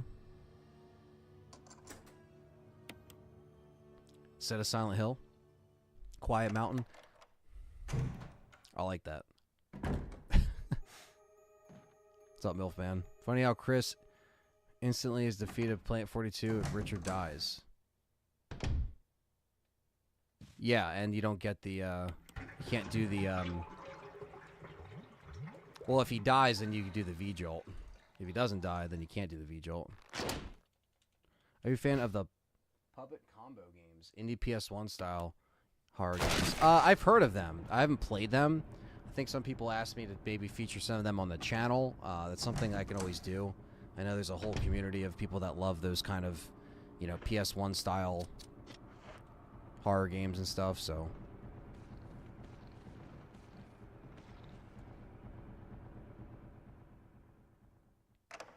There is going to be some downtime this year, as I've said on this channel.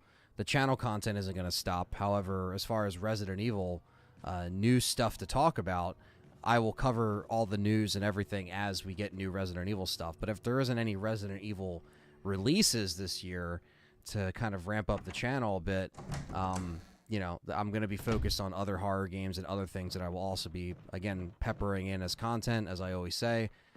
So the Resident Evil stuff will never stop, but I definitely will, since there isn't a Resident Evil release this year, I will be playing stuff like either puppet combo games, something I haven't played, or, you know, the voted on survival horror that you guys voted on. So Cold Fear is going to be coming up soon for you guys, and that you all on Patreon and YouTube members voted on, and you know, other games like Parasite Eve 2 could be happening this year. I already did Silent Hill 1 and 2. I have never finished 3. I started 3, but never actually finished it. And it wasn't very long that I played it. So basically, it'd be playing it for the first time. So there's a lot of untapped survival horror stuff that I like to do on this channel this year, live stream wise, and live stream series wise. That would be really fun to do. And like I said, I mean, if the most we get this year is just a trailer or a snippet of RE9, I'll cover it, I'll talk about it. But if they're in a release and it's a slow down year, you know, this time last year was fucking busy. RE4 demo came out, you know, all the fucking RE4 remake build up until March was just like nonstop coverage. You know, any little bit of RE4 stuff that I can get my hands on, I would cover. So it was a fun era. But now that that's closed, it's like, okay, this year it's a lot less busy. So how do I, you know, make content that is still entertaining and still different? So that's what I'm going to do. I will be streaming Alone in the Dark probably the first day it's out. I will be streaming it. We'll be checking it out. I think it comes out on a Wednesday, which is fucking weird. But when you take a break from streaming RE games, they're perfect for the channel. They're god-tier survival horror games. Yeah, I like to check them out, you know?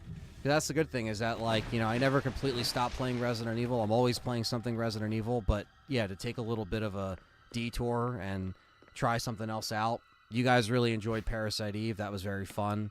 I was really happy to finish that. And I can't wait to play 2 now. I can't wait to play Silent Hill 3. We should do a Fear collection. Yeah, Fear 1 was really cool. I don't think I ever played the second one. But,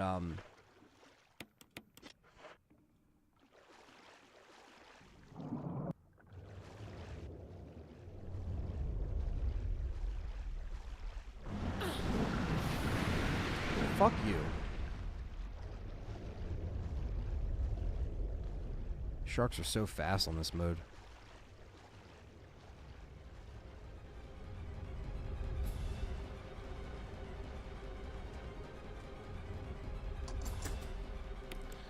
Of pressure detected.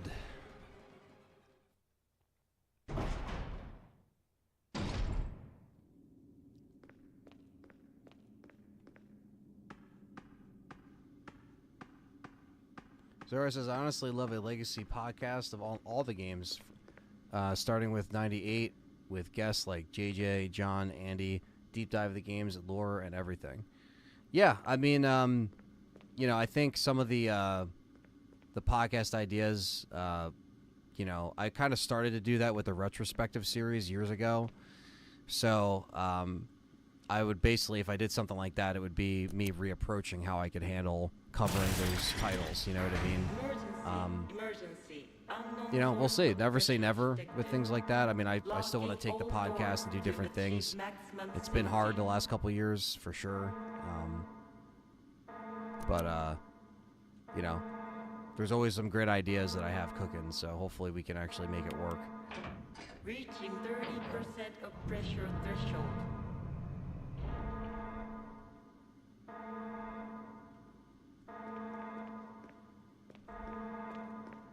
Reaching 50% of pressure threshold.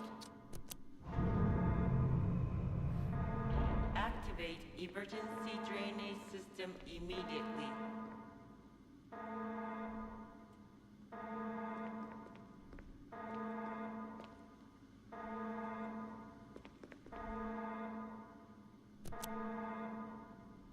Reaching 70% of pressure threshold.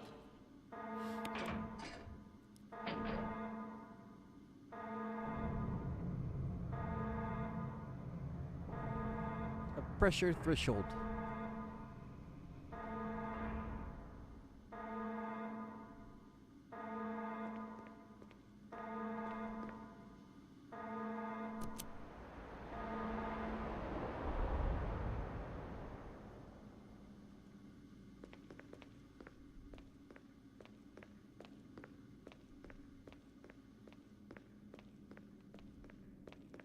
All right, water is drained.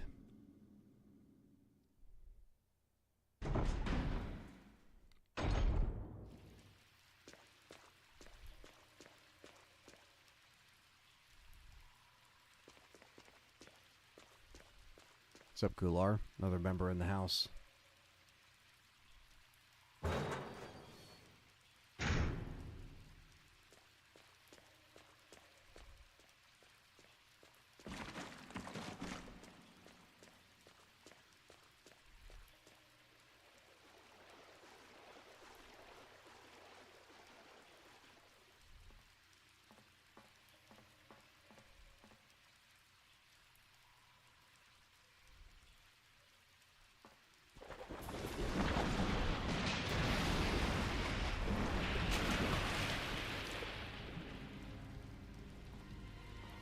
Not gonna make this mistake again. Right.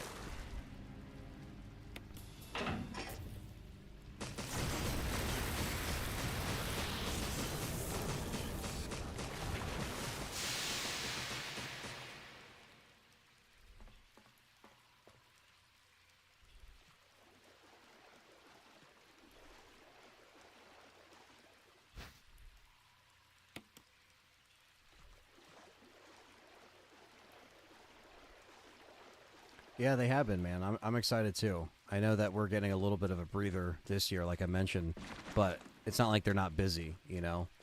So it's like we know they're always kind of working away at the next release. And Monster Hunter just came out and was like it just came out yesterday or last night that, yeah, it's like single-handedly their biggest selling title. So, yeah, we're going to be getting more Monster Hunter 2 by, 25, I think. So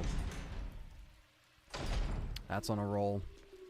Resident Evil's on a roll. Street Fighter's doing pretty good. I mean, I liked 6 actually a lot. I just don't know like how well it did or how invested people are in the tournament stuff or because I know they're really focusing on the tournament side of things, or the competitive side of things, I should say. I guess tournament would be the same thing. Yeah, we were talking about that a little bit before you came in here, Zerais, like how they haven't really done it up until this point. Maybe to sell more of the remake stuff, but hopefully sooner than later they do it, or on the 30th anniversary. Yeah, I'm not so much anxious about RE5 Remake. I think they'll do just fine. I'm really excited to see what they whip up, you know? I've been telling people that it's the next remake. No one wanted to fucking believe me, because everyone's thinking it's going to be Code Veronica and all this other shit. But I said I was right. I kept saying the breadcrumbs are leading to Resident Evil 5 at the end of that, separate ways especially. Here we are.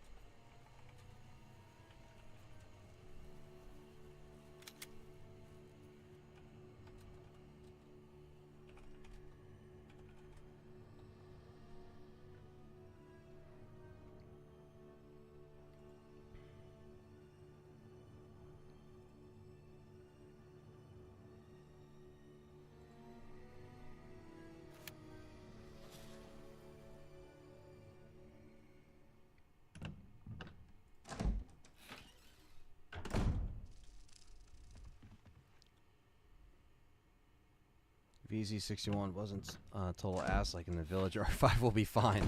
Yeah, hopefully it's better than how it was in there.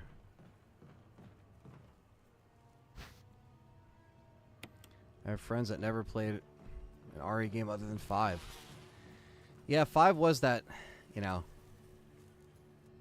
was that era of Resident Evil where it was, you know, it was co-op, it was online. Even people that weren't really into Resident Evil were playing Resident Evil. 4 and 5 kind of had that stigma around it, you know?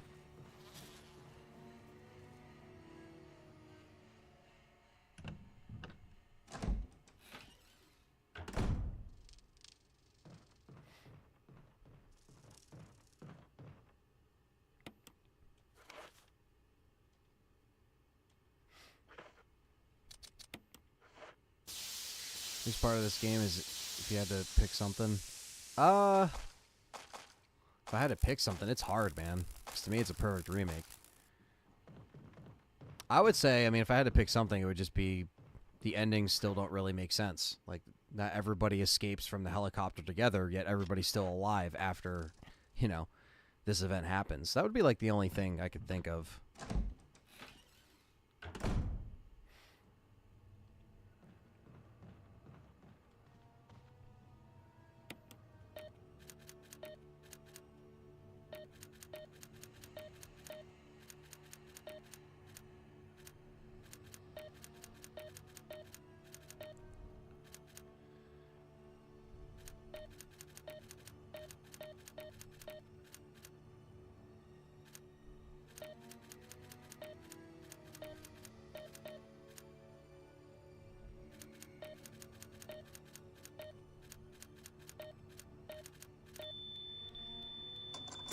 I even have...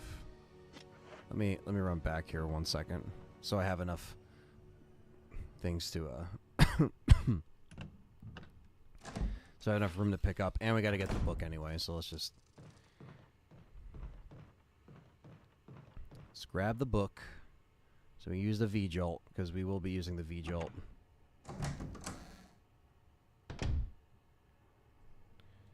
Because yeah. Trying to do Plant 42 on hard mode without V-Jolt is, he's an ammo sponge, basically. So, sorry. Take a drink real quick.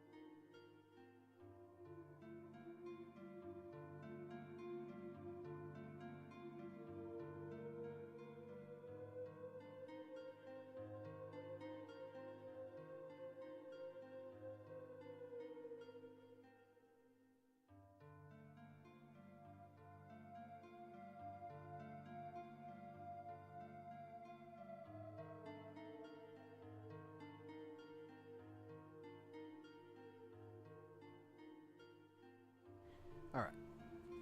We are back. Sorry about that.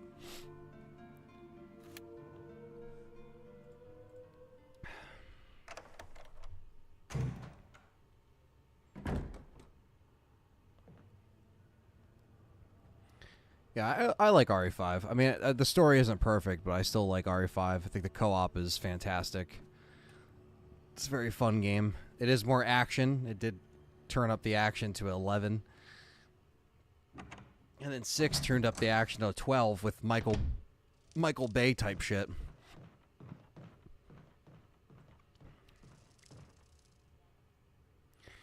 Chris, Barry, and Rebecca and the main survivors. Canonically, usually you would only get one survivor or two for a horror situation. Yeah, I know. It's like the remnants of the team that survived, you know, type shit.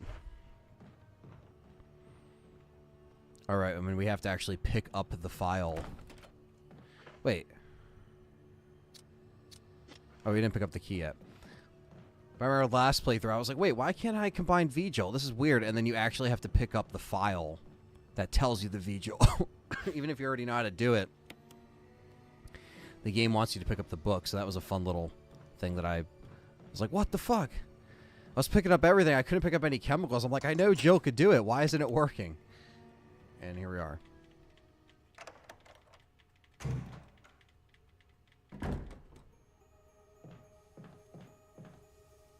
All right, here we go.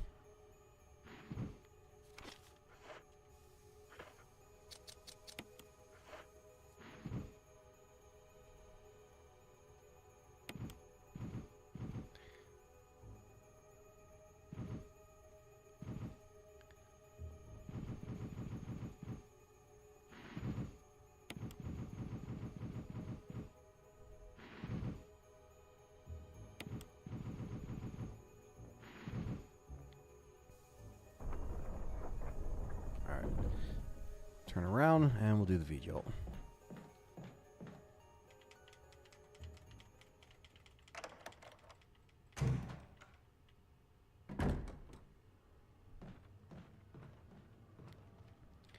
Time to make some VJOLs.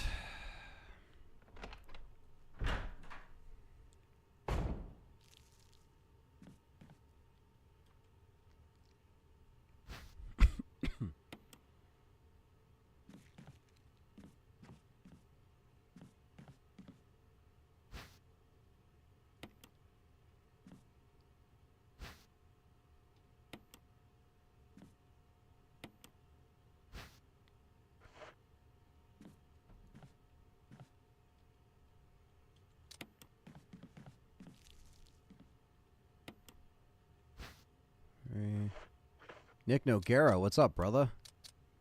Fellow member in the house. Good to see you.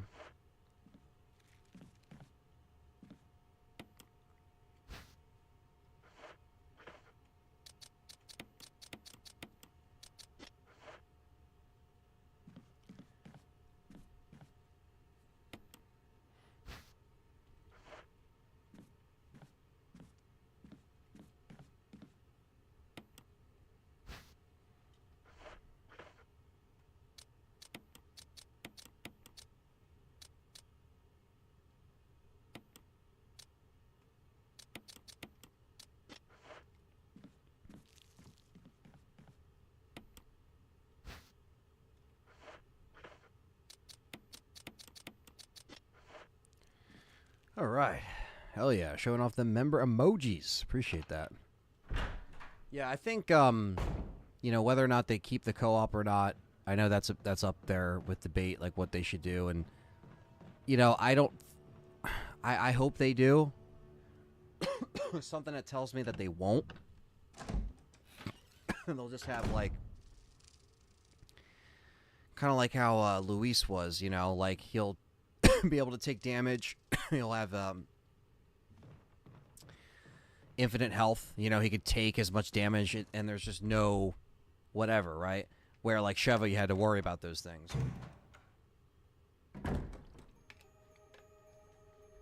that was the biggest thing, was whether you were with someone or not made the difference, because AI Sheva was a pain in the ass. they had to look out for. So that's why RE5 also got a bad rap. But when you played with someone, oh, it was great because you were communicating with that person. They're not going to waste your ammo, waste your health, you know, if you're playing with someone who knows what they're doing. What do you think of an animated RE series instead of a CGI? I didn't enjoy Infinite Darkness much. An animated one or like an anime one? I mean, I'd be all for it if they did something like that. But I actually liked, you know, Infinite Darkness. So it wasn't, you know, the best thing I ever seen, but I don't mind the CGI films in general, or that style. Sure, some are better than others, but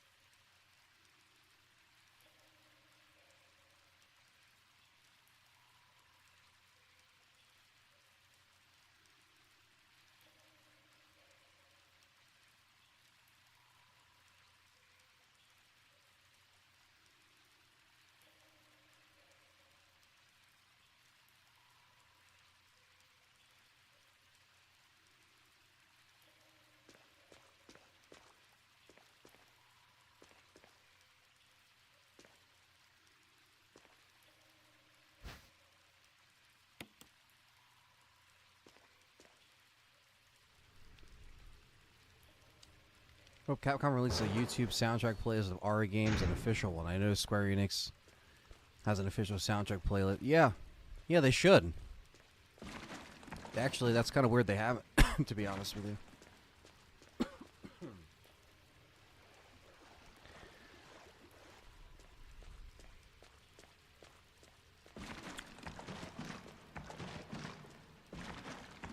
Girl Survival Mode is so sick. It is. What's up, Sip Studios? Nick says, I bought a CRT for $20, and I never played old games, and I am never playing old games on my 4K TV again. The old games look so much better on the dinosaur. Yeah, it's true. They just do. They just do.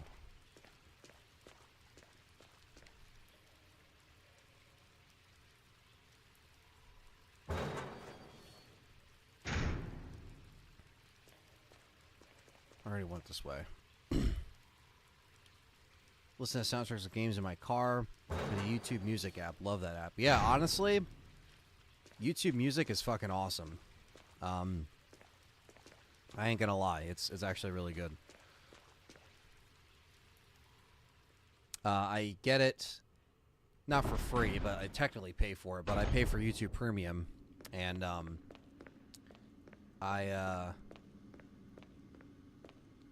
it comes with the YouTube Music for free, and yeah, I find myself using it quite often because you can use YouTube videos as just audio if you wanted to, which you could kind of do that with Premium anyway, where you can like lock your phone and just listen to it instead of watching it. But you can pretty much take like, yeah, something like a Resident Evil soundtrack that isn't officially on there. Like when we were doing Keeper's Diary, we were around the set and I just put on music on my phone just to get the vibe, you know, for Resident Evil. While we were like working on the set, and I just went to YouTube Music, boom, boom, boom, put in some tracks, and they were there. Where like officially, if you look that up on like a Spotify or something, it wouldn't be there.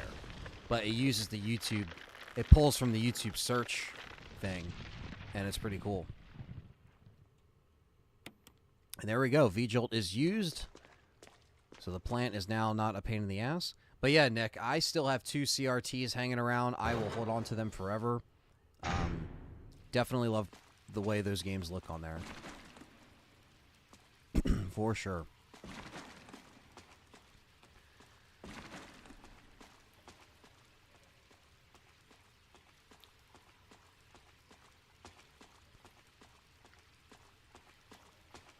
I gotta go in here. I have YouTube Premium and video game soundtracks like Coden and more with my aux cable. Yeah. I mean, shit, man. It's not bad.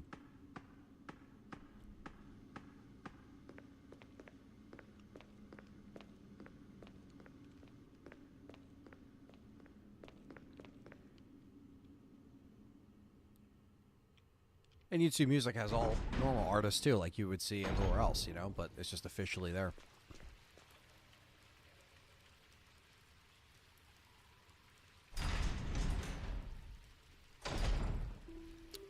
Should have got the Magnum. I did not.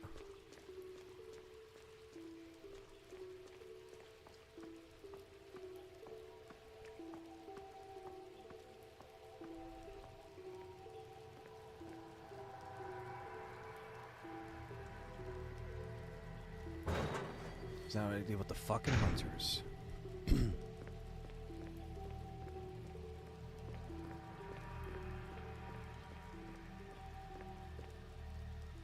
And I think we didn't get the grenade launcher either. So we missed a couple steps.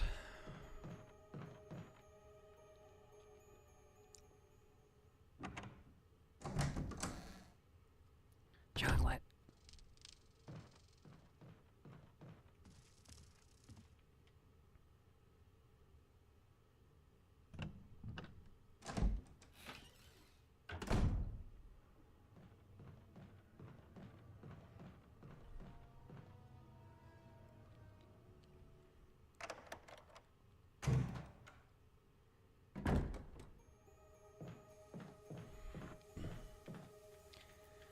All right, say bye-bye to Plant 42.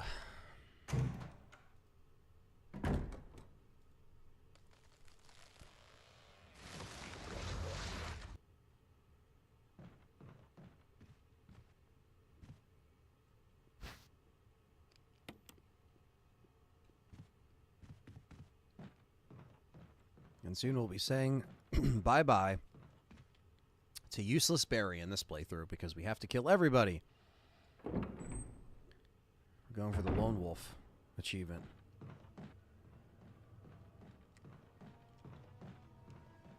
Oh, yeah, dude. Fuck yeah.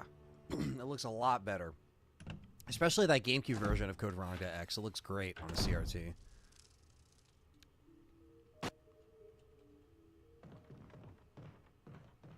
Jill, there's still unlocked doors in that house.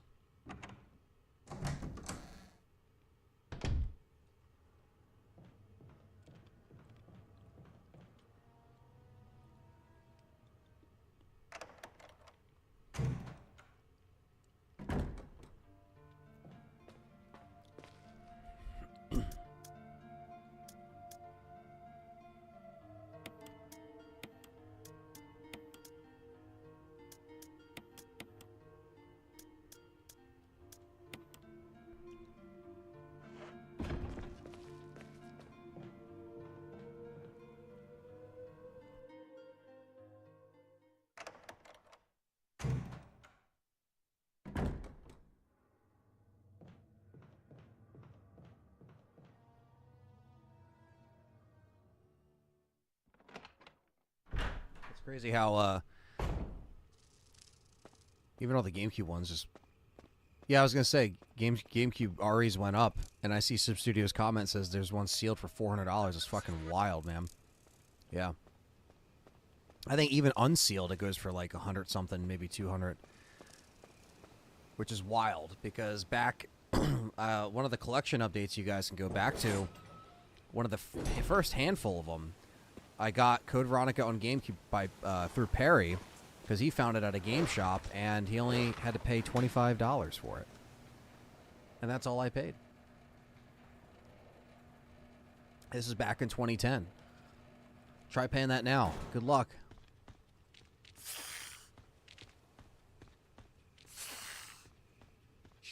Every time.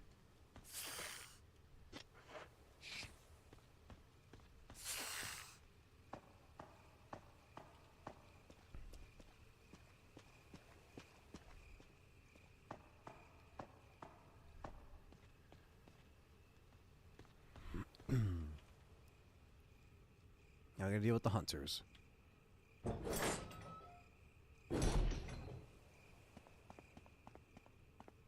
Such a relaxing way to drive. I don't like stress. Yeah.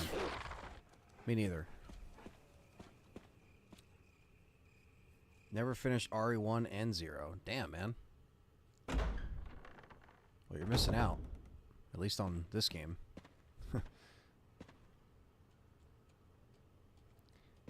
RE0 is, you know, it's not the worst thing ever, but gameplay-wise is a little bit of a... Going for that platinum or achievement 100% will be interesting, but it will be done on this channel soon. Probably once I wrap up with this. Because I got to challenge myself. I got to get better at 0 anyway. I got to get better at Code Veronica. That's the only way I'm going to ever complete these things. Or like, yeah, I've beaten them, but I haven't 100% in them. So...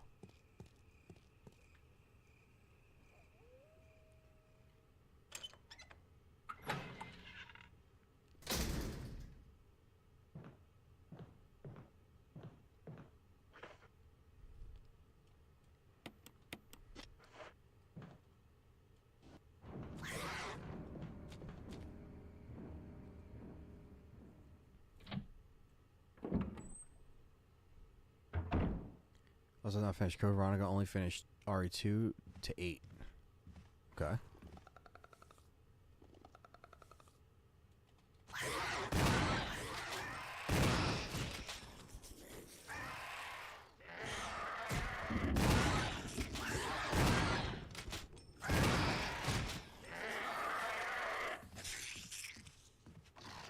Might as well clear them out.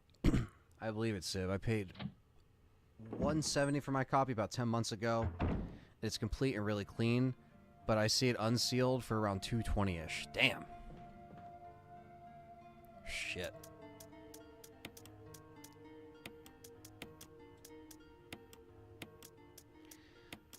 Yeah, I want to keep a lot of this progression shit here.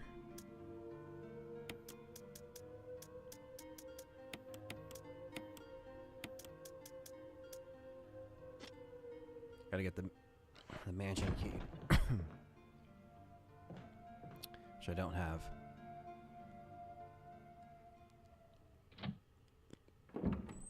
Thinking of driving with RE music only and not my usual music. Sib says, Jesus, only going up. Yeah, man. It's just like, it's crazy. Pricing of some of this shit.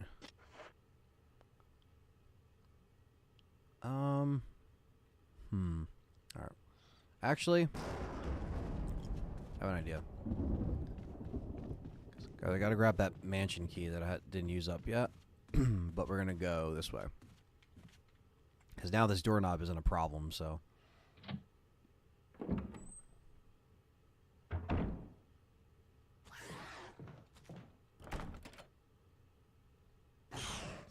can go through here.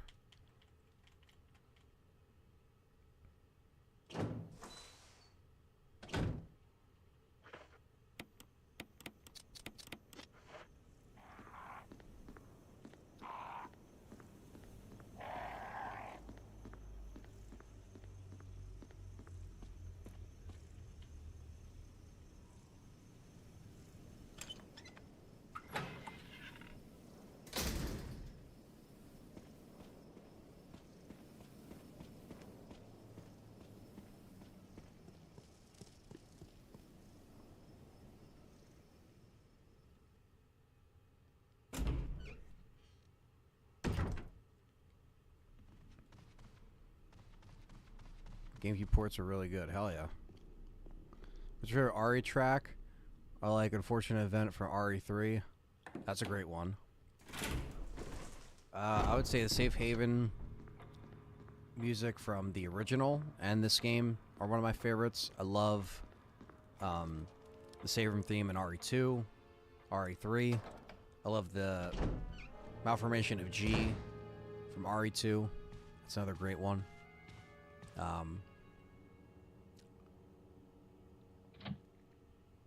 Tension from the original RE3 is another great track. So many good tracks.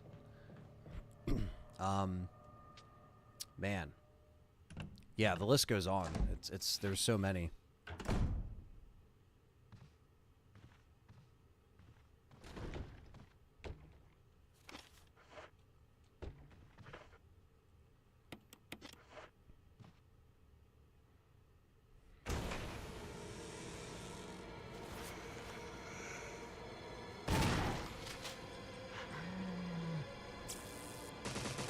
Oh.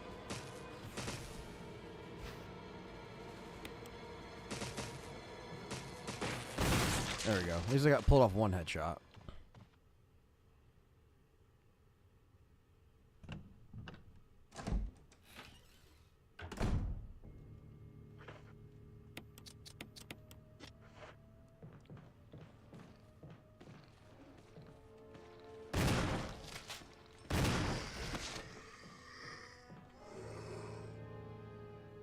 Games like Silent Hill, Fatal Frame go over. Yeah, it's crazy. Yeah, just for the disc. Yeah. It's nuts, man. Keeper's Diary moment. Yeah, literally, right? Good old Keeper's Room. Very, very satisfied with the response to the trailer. So I'm really happy. We're going to be posting on all of our stuff up and coming, so you'll be seeing that trailer a lot more. Okay, we need this. This is what I need.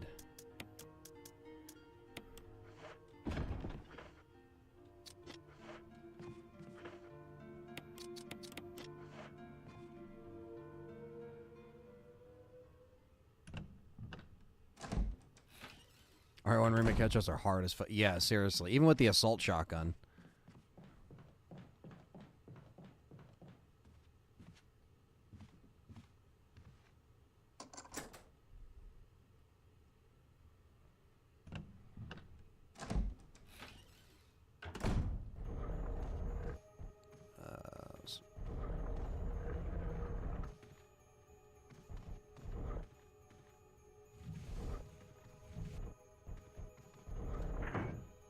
Take the dagger.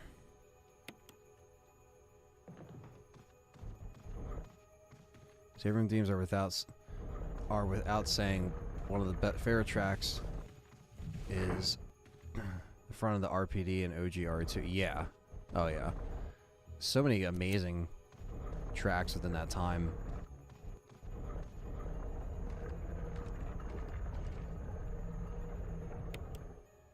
Got it.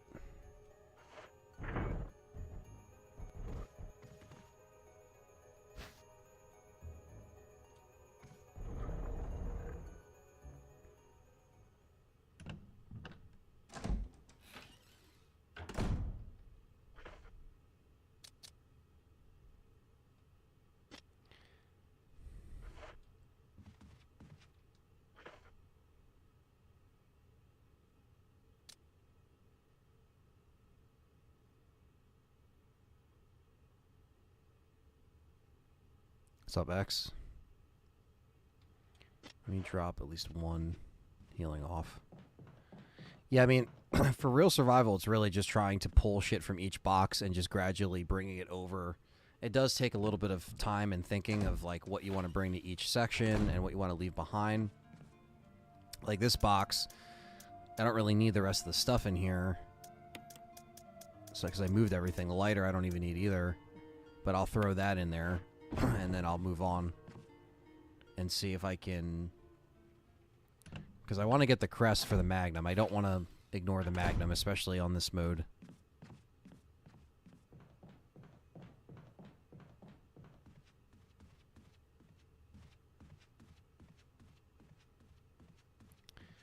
So I am going to go to...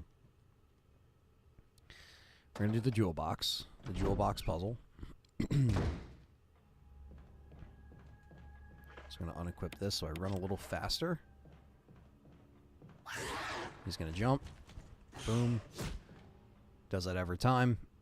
As long as you just cut to the right, he'll miss you every time. Which franchise has the best lore, Ari or Silent Hill? For me, Ari got some great lore minus the Mother Miranda and Spencer connection. Yeah, I would say, I mean, definitely Ari for me. I mean, I think that goes without saying.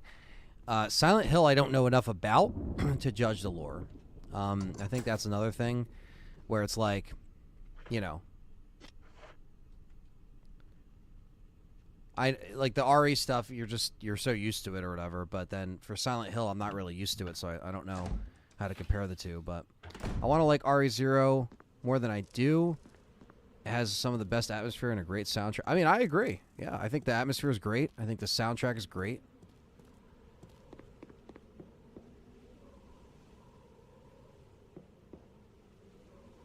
It's Forest. Grenade launcher. Oh, another dagger. I'll take it. I know there's herbs back there, but Ari's way more juicy. Yeah, it's got more meat on the bone. Silent Hill's just naked people and skin ripping. Yes. Who fuck? Ye who fuck. Daniel Texira, the 2 pounds. Thank you. I don't know what that means, but thanks for being here and donating 2 pounds. Yeah, Zero needed an actual inventory box. Yeah, exactly.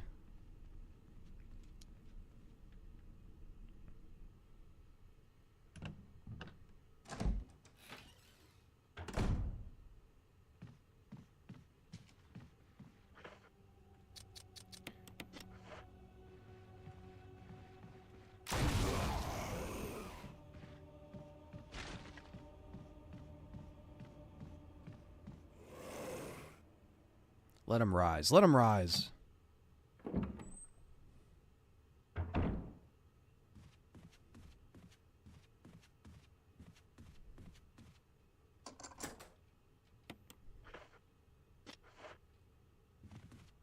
so now, again, now that I needed the grenade launcher, I'm going to bring it here.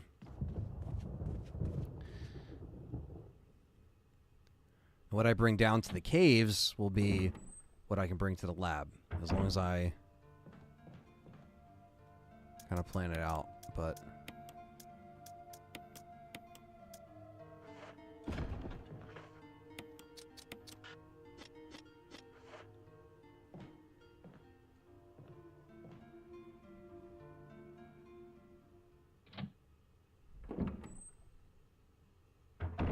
try to play Zero again. I couldn't.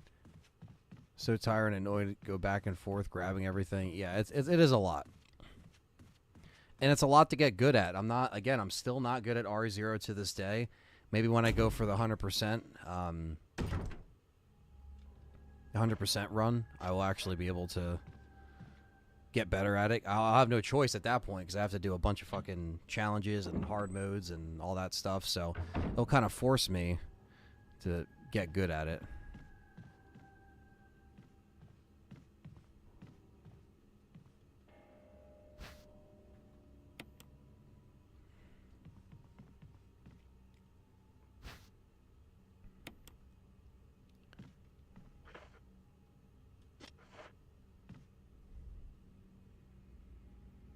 Shit, I think I just screwed myself with picking stuff up in this room.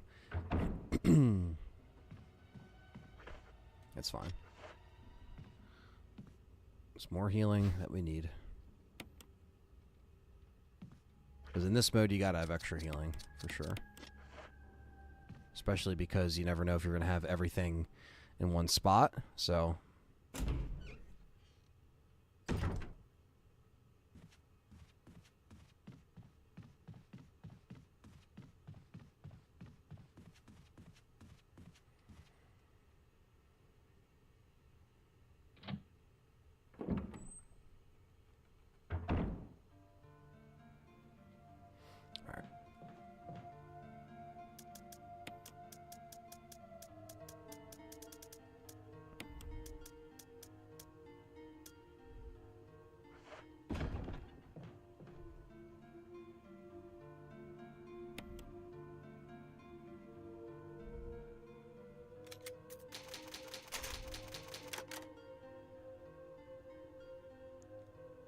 Might as well save just in case.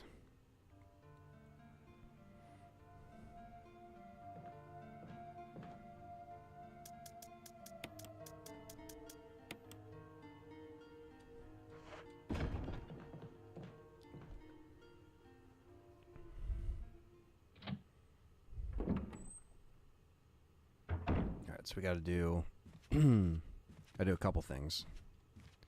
Got to do the jewel box.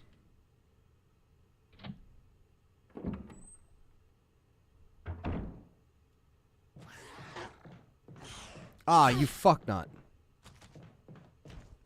That's not what I wanted. God damn it.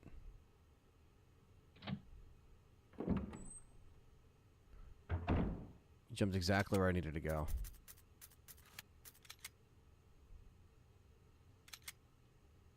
Recorrect my mistake here. I know it's a little sliver of health, but I fucked up, so I'm going to reload that one.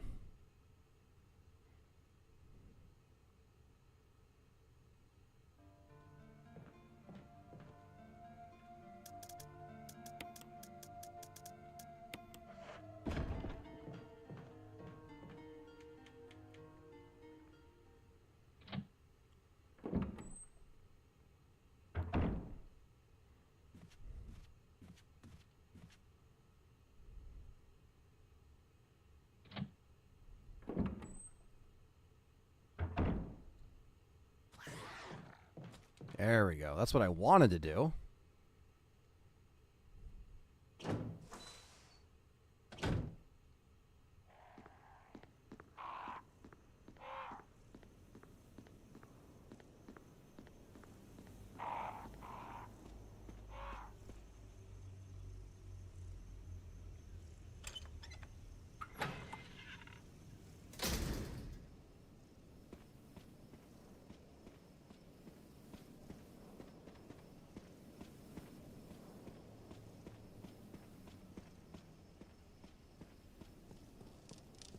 All right.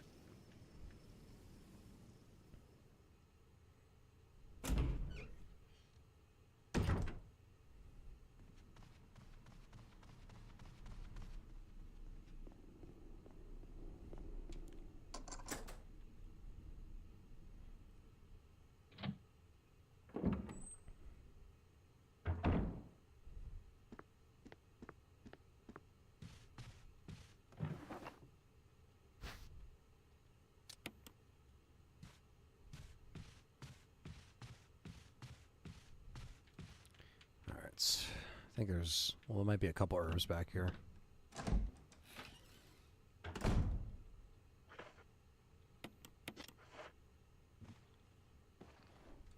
There we go. Always good when that happens.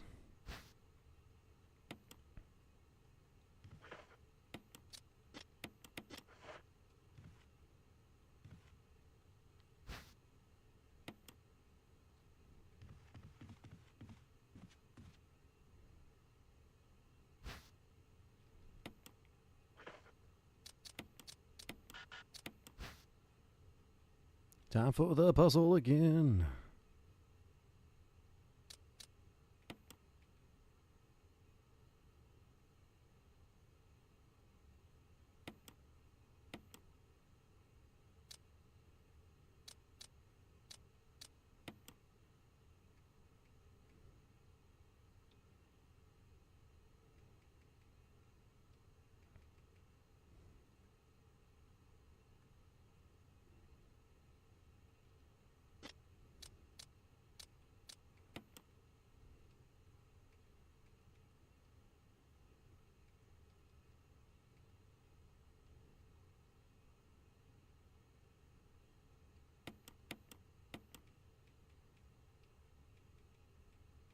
They already fucked this up big time.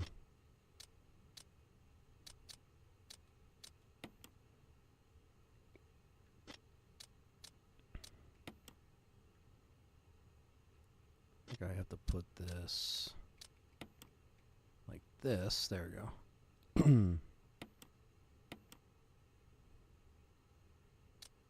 This like this.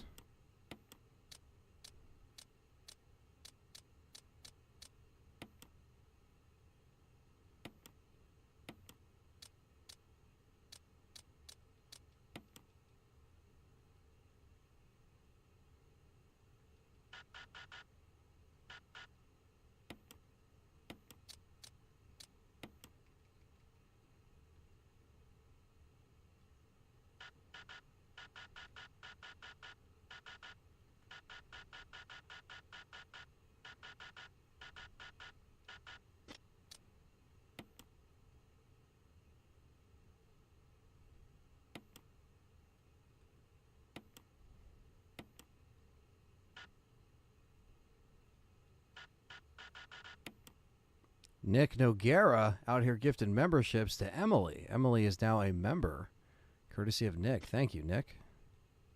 It's very kind, always.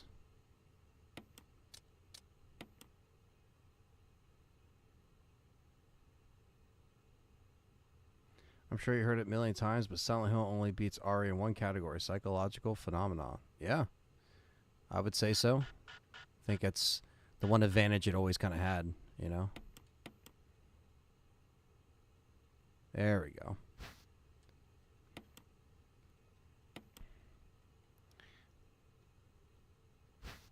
I'm learning some new animations at work right now. Pretty sweet. That's awesome, man.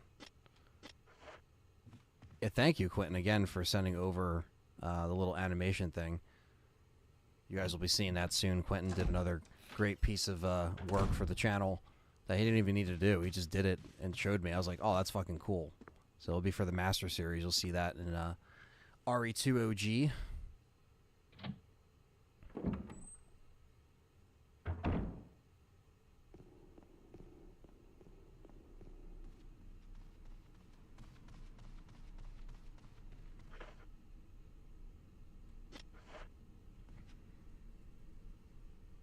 And then I think after unlock...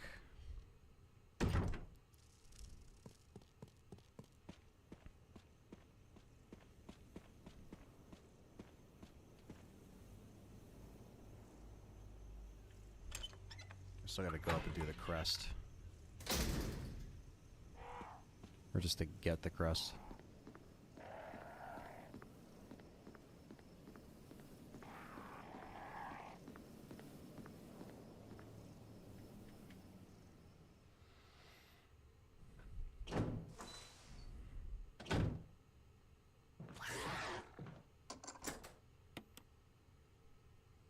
Not bad.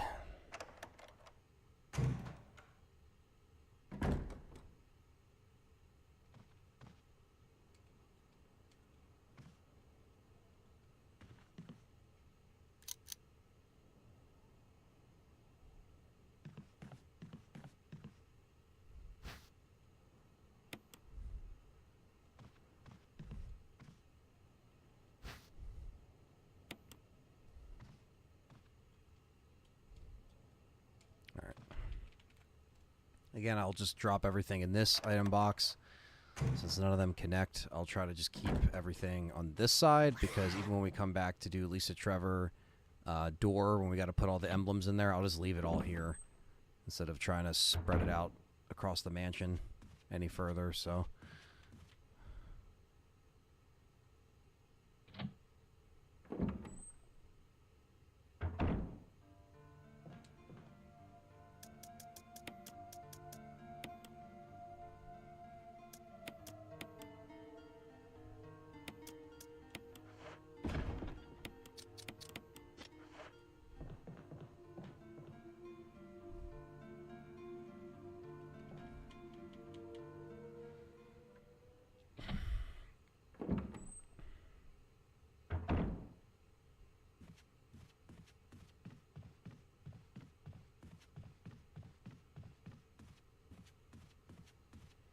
we got to grab the battery,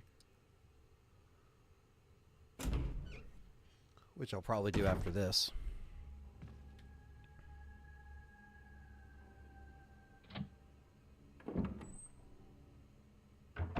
Oh. Let's go in the other one.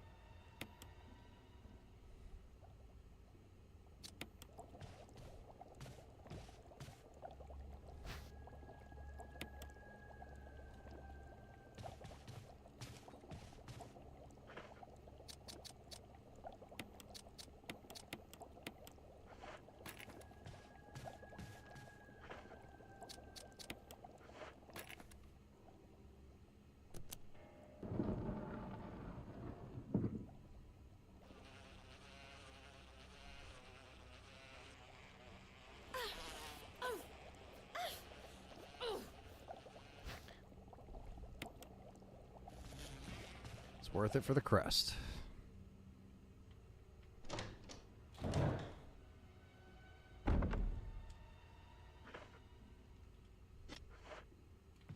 Alright, then I'll do one more trip to the item box, and then... I enjoy Shadow Man because it had some psychological elements. Maybe not as well as executed as Silent Hill. Shadow Man was a good game. I remember getting that on PS1, and it was like right up my alley. You know, I really loved you know, you would always get those games back in the day that you would either rent or buy, and you just didn't know much about it, but then you ended up liking it. Shadow Man was kind of one of those games that I did really enjoy. It was a challenging game. It's not easy by any means, but and it's been a long time since I fired it up. I remember I burned the Dreamcast version of that game, and it looks so much better than obviously the PS1, and now it's remastered, so which is very cool. All right, yeah, we got to get the battery, and then we got to fight the yawn, and then it's on to the caves. So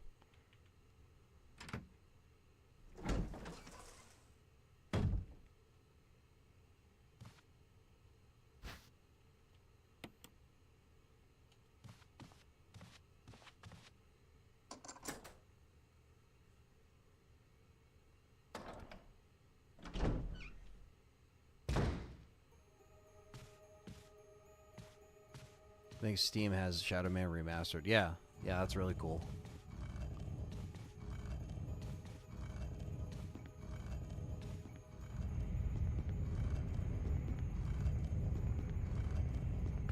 Blank. Come on. There we go.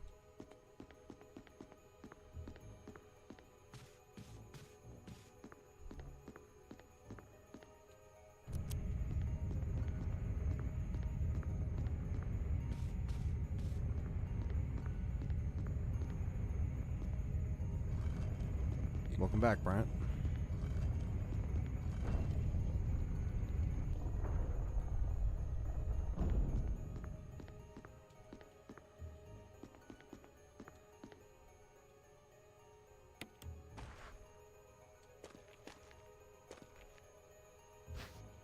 South Wolf of North.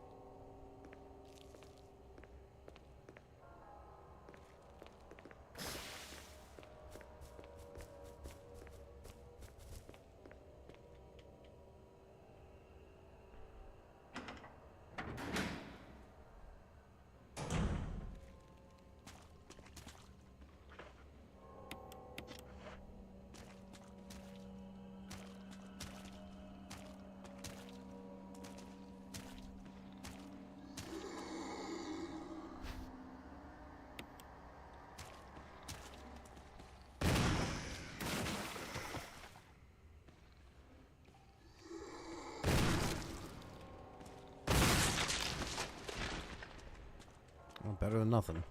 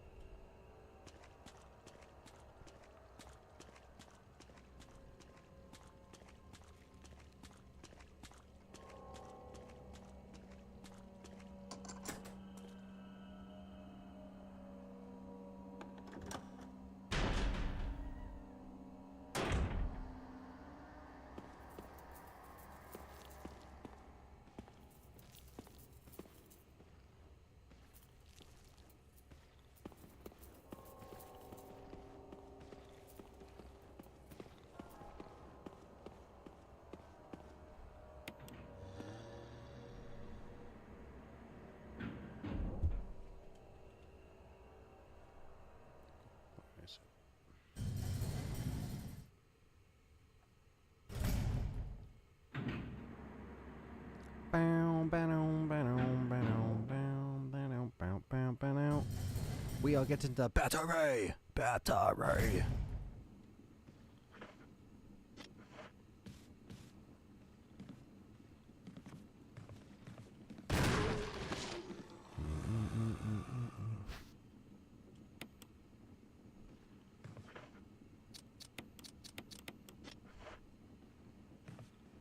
Guys, you're streaming, bounce between 2 jobs right now.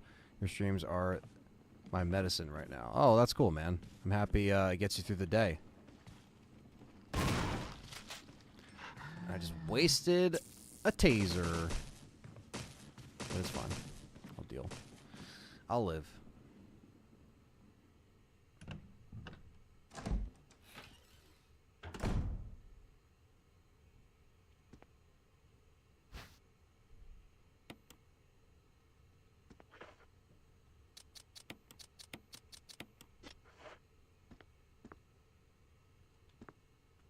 Oh, we got another.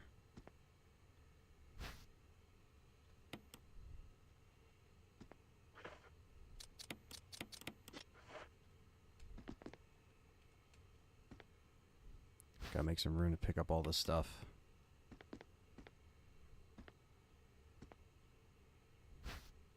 There we go. Gotta stock up on the good shit, because we're gonna need it.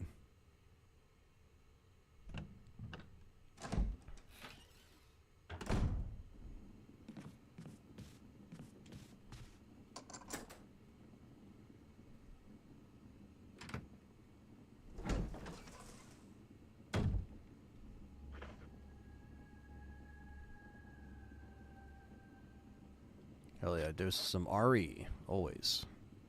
Always, always. Alright. So we gotta do the yawn, and then we'll be out of here. The mansion. So, I'm gonna make a drop real quick. Whew. Alright, that was close. Yeah, sometimes he doesn't always jump, chat room, but... yeah, I think we just go up here. Take this way. Because again, I'm trying to put everything in that item box on that side. So the only thing I think I have in the one by the staircase is the other staircase, the opposite of me, is like a healing item. I think that's it. Oh, this guy's gonna be a douche.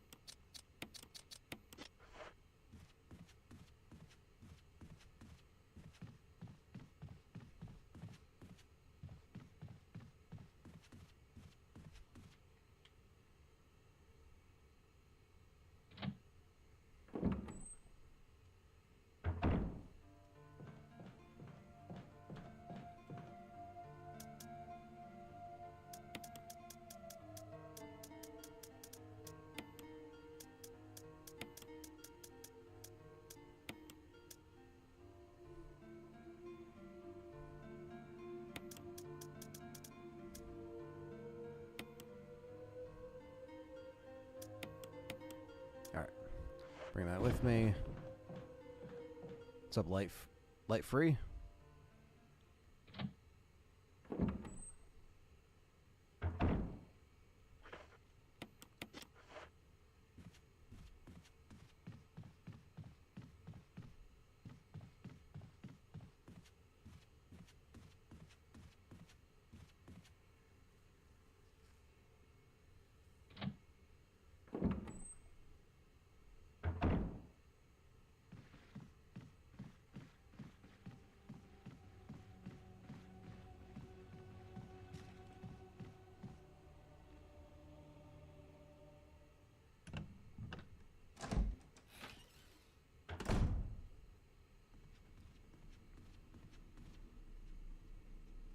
Now it's time for the yawn.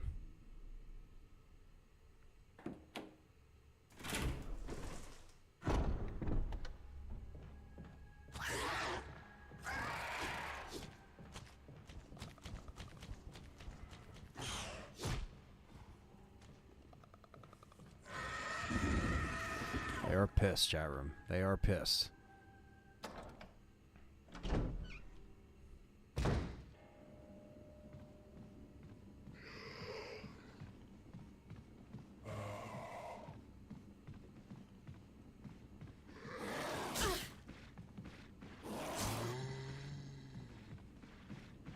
Fuck you, Crimson Head. You aren't worth the ammo.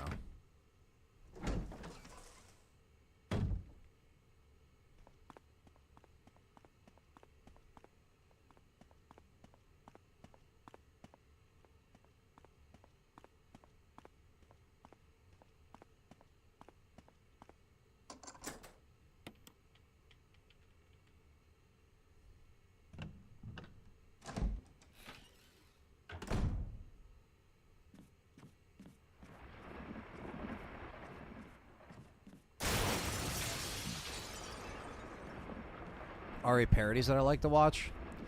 I think the Bentley Brothers parody from RE4 is, and all their parodies are probably the best ones.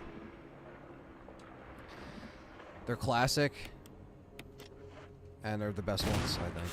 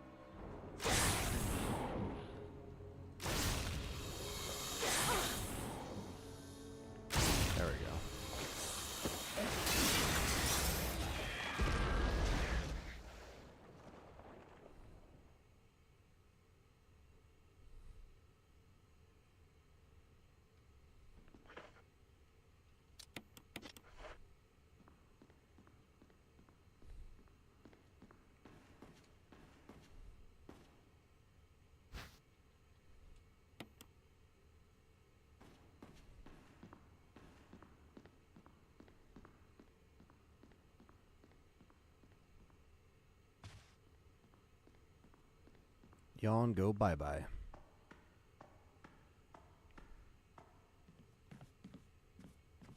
Show me how it ends. Breaking Benjamin style. They're coming around in like a few weeks. Breaking Benjamin with Ltre.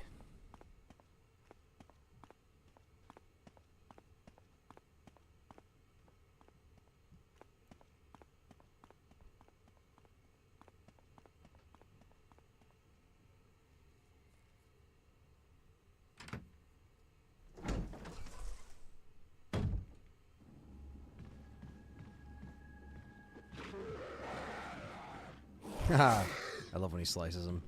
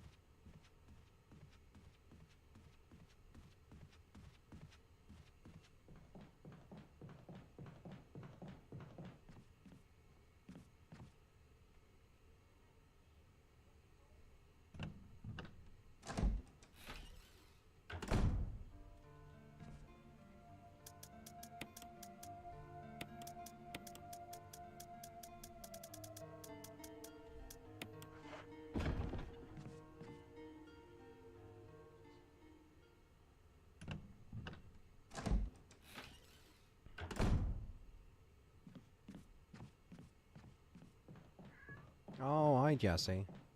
What? What? Jesse's looking at me like, what's up? Oh. Am I on caution? I am. Let me actually heal myself out here. There'll probably be a hunter out here, but...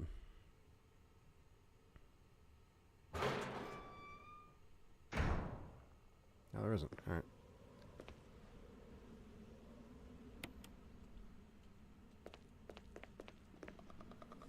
Jesse. Oh, look at Jesse. Well, you can't see him. He's right to the left of the camera.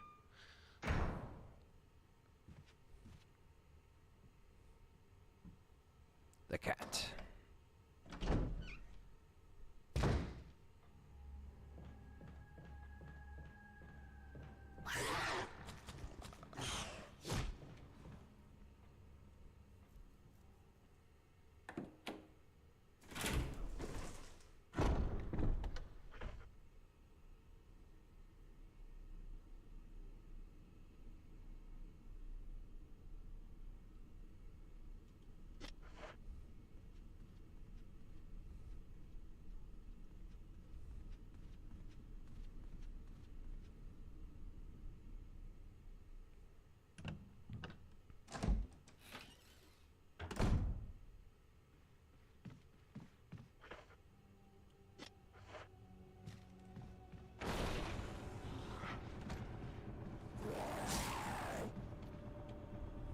Everybody's coming out now. The fuck? All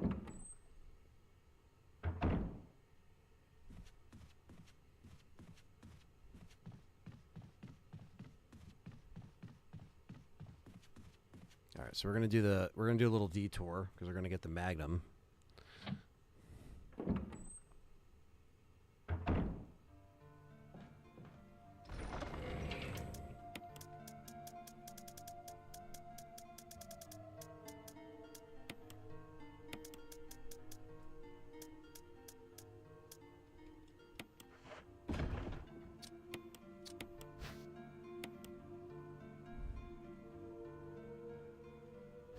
So I'll keep everything in here in this box, and then before we do Lisa Trevor, we'll obviously take all this stuff because we need this to get into the lab.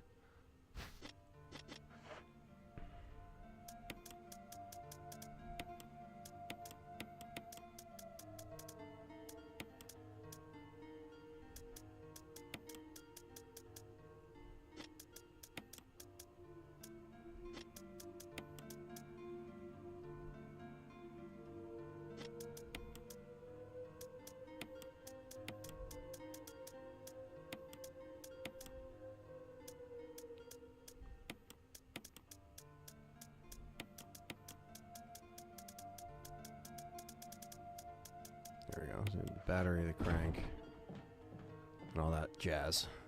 All right.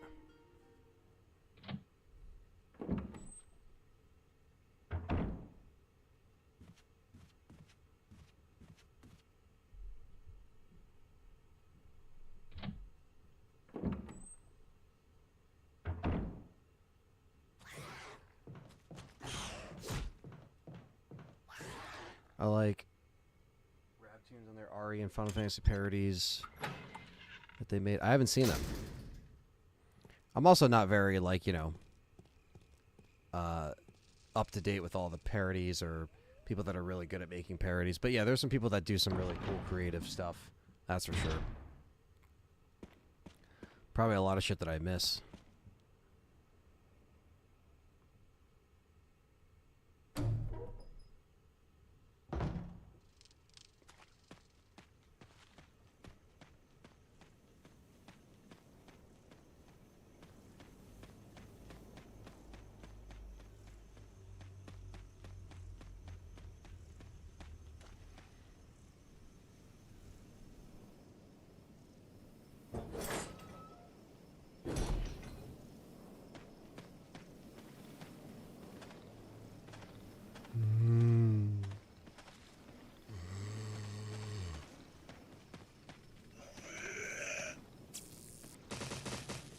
Oh, fuck off. I didn't even mean to waste them like that. It's so stupid. I hate when I do shit like that.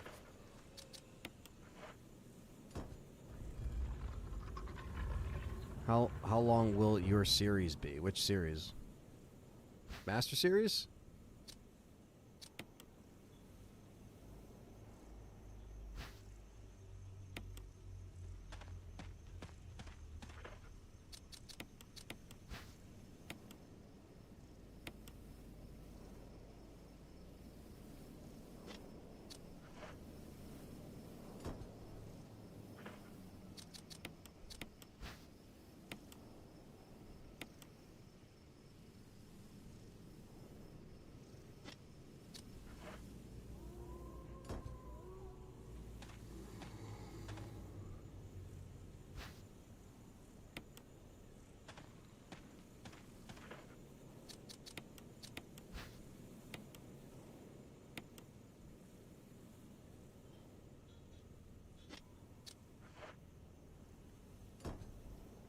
Keeper's Diary. Oh, how long is Keeper's Diary gonna be?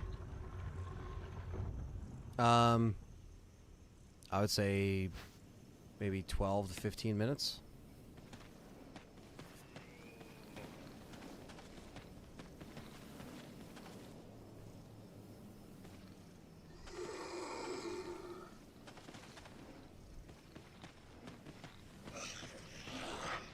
Alright, we have the Magnum, so that's what matters.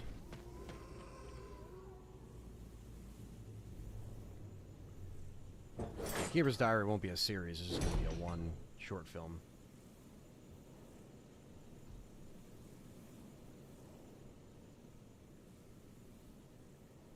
Alright, sorry about that.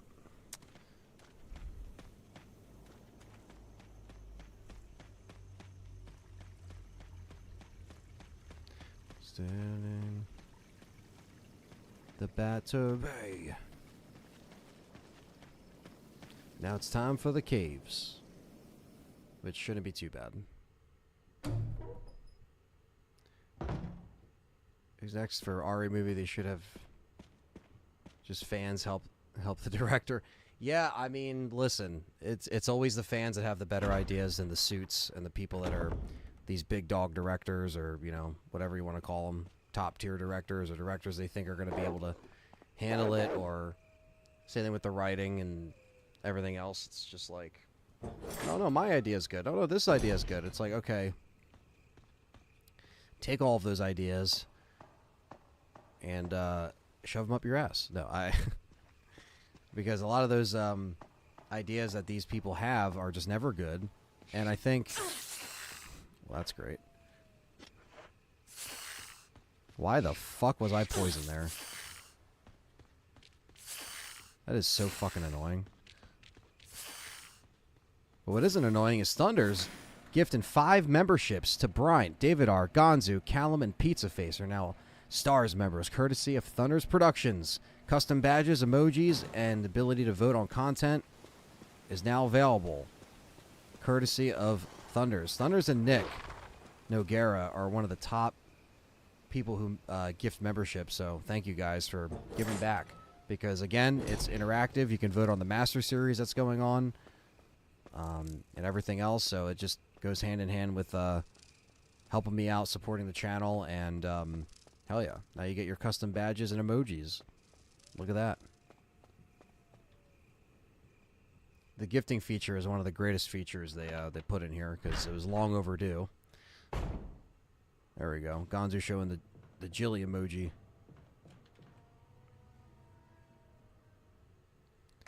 There's also blue herbs in here, which is why I'm in here right now. But what the fuck? Fucking snake poison in my ass.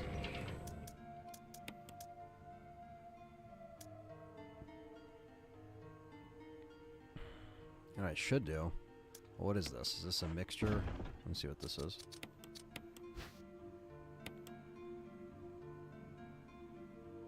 Green and blue. We'll use it.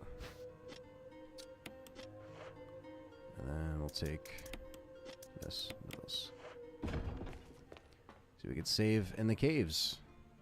Or if we can't save in the caves, then...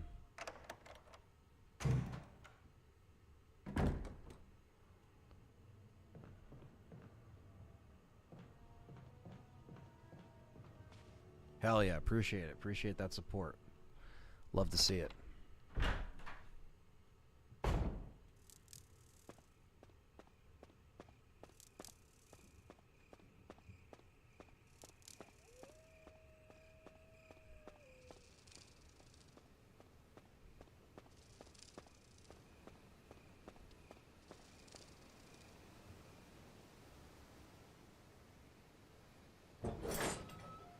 Appreciate it.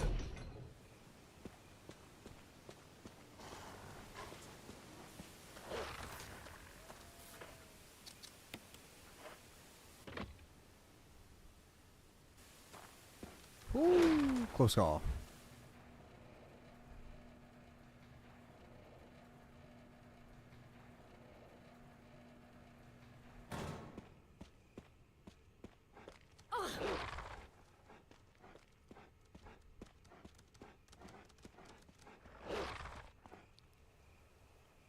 Ain't worth the ammo.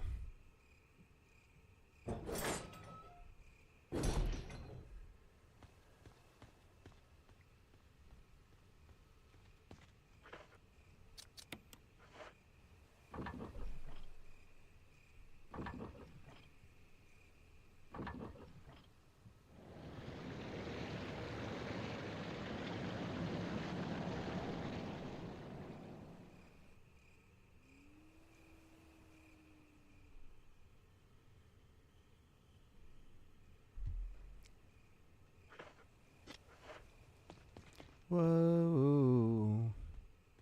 Time for the caves.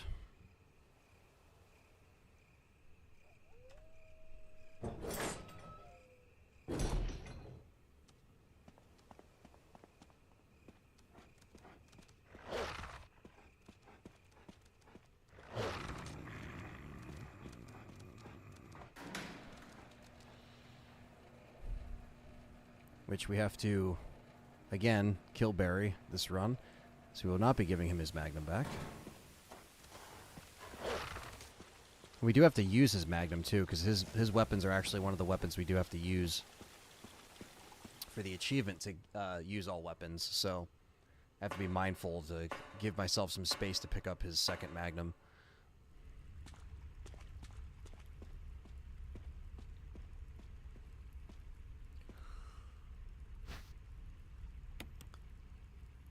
All right.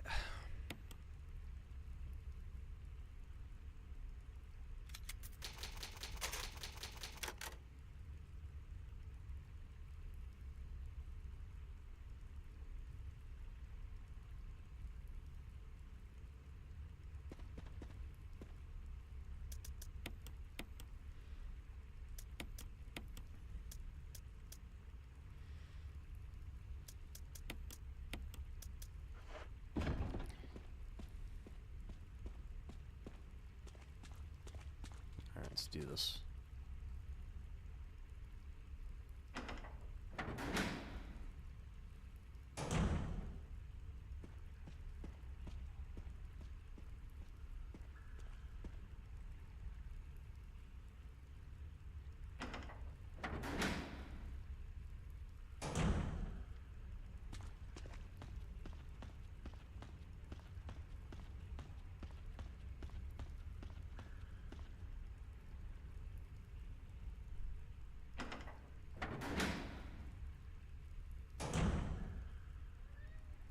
What, James?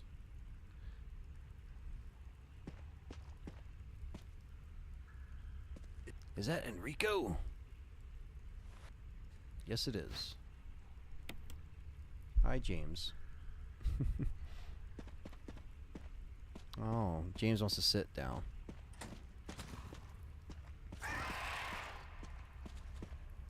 Come on.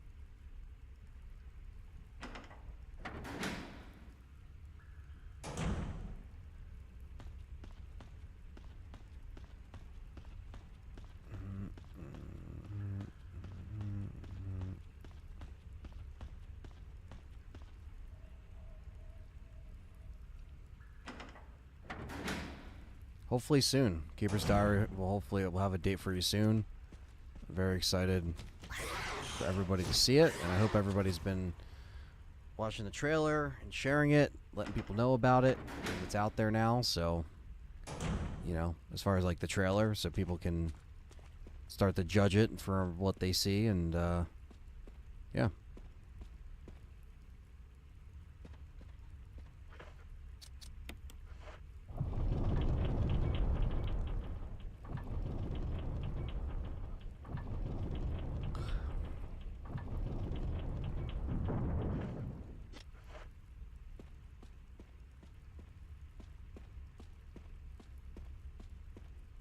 Christine, hello. How's it going? Good to see you in here. It's 11:14 by you, huh? Thanks for coming in.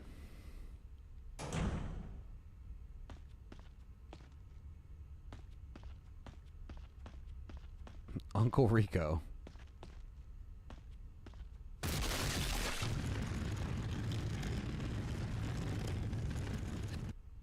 Is there some CGI character in there or something? Yeah, the hunter.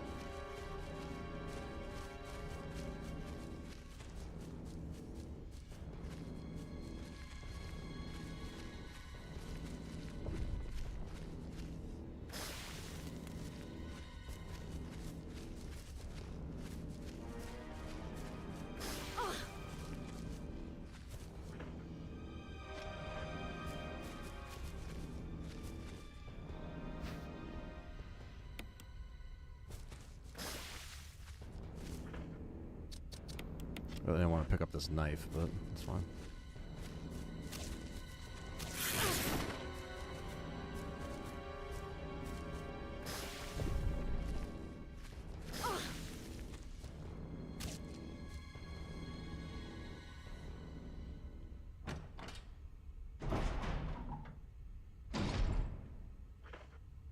Jesus.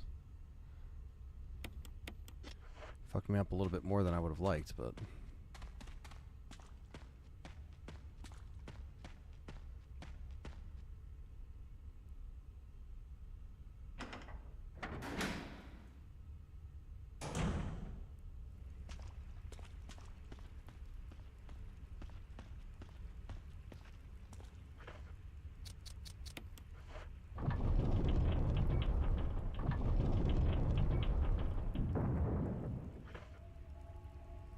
It's going to be free. It's just going to be on the Resident Evil YouTube channel, so it ain't going to cost anything. We're not making money off of it. It's a non-profit fan film, you know? Like, so it's just... That's it. You know, we can't actually even sell it even if we wanted to, because that would be a lot of a legal thing, you know?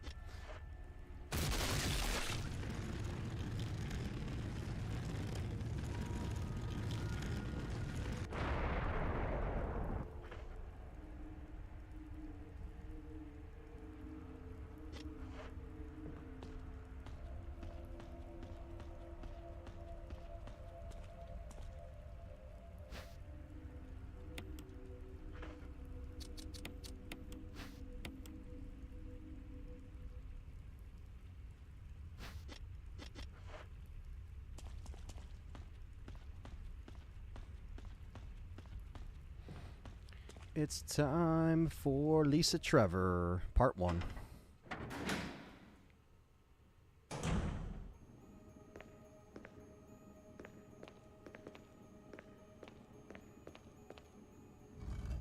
Can you put it in your channel after they show it? No. No, because it's just... That's just the deal that's made. It's going on JJ's channel, and that's just, that's where it's at. So I won't be uploading it on here. I mean, that wouldn't really do anything anyway, you know?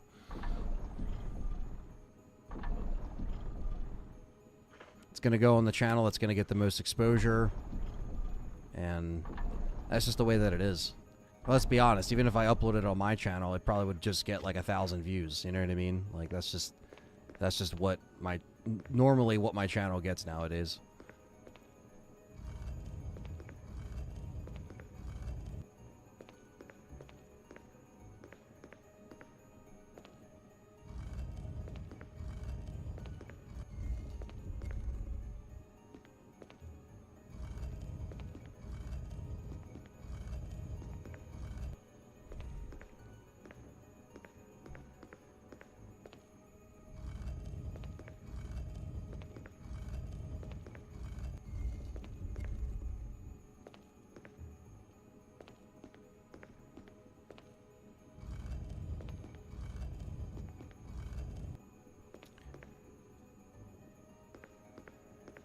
Yeah, I mean, I appreciate RWK, but it's just where it's going. I don't have any say in that, so...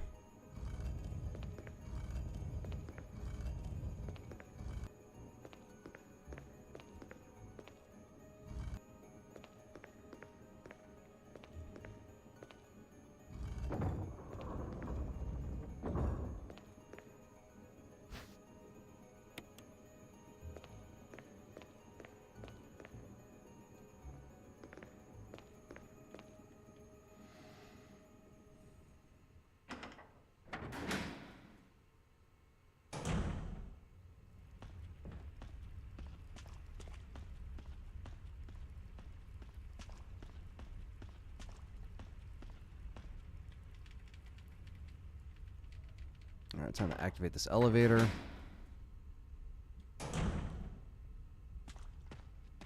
Watch Barry leave us in the dust again.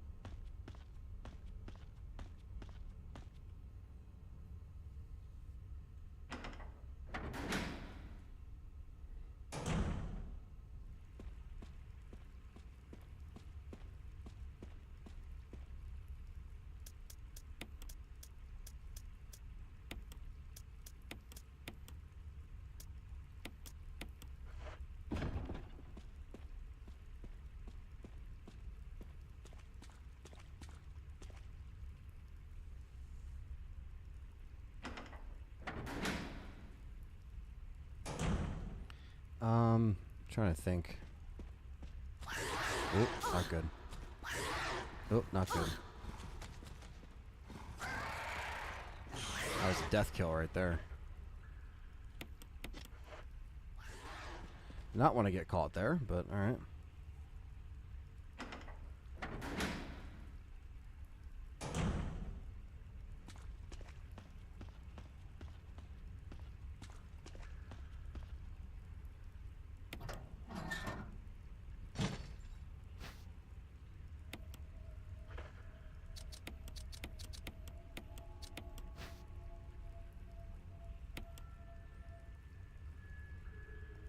Yeah, the Arkley trailer, yeah.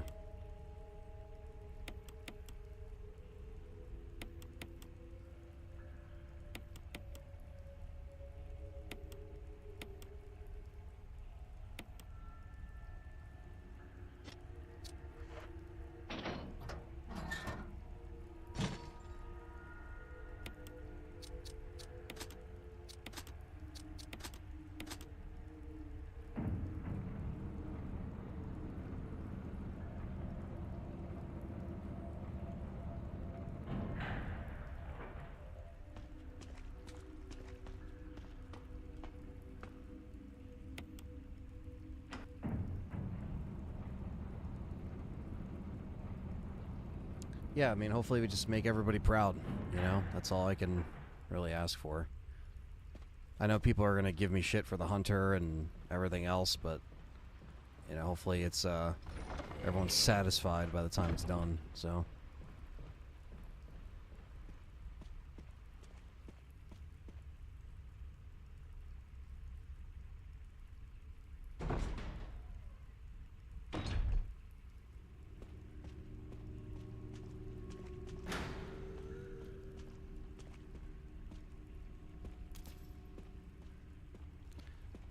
There's Lisa Trevor.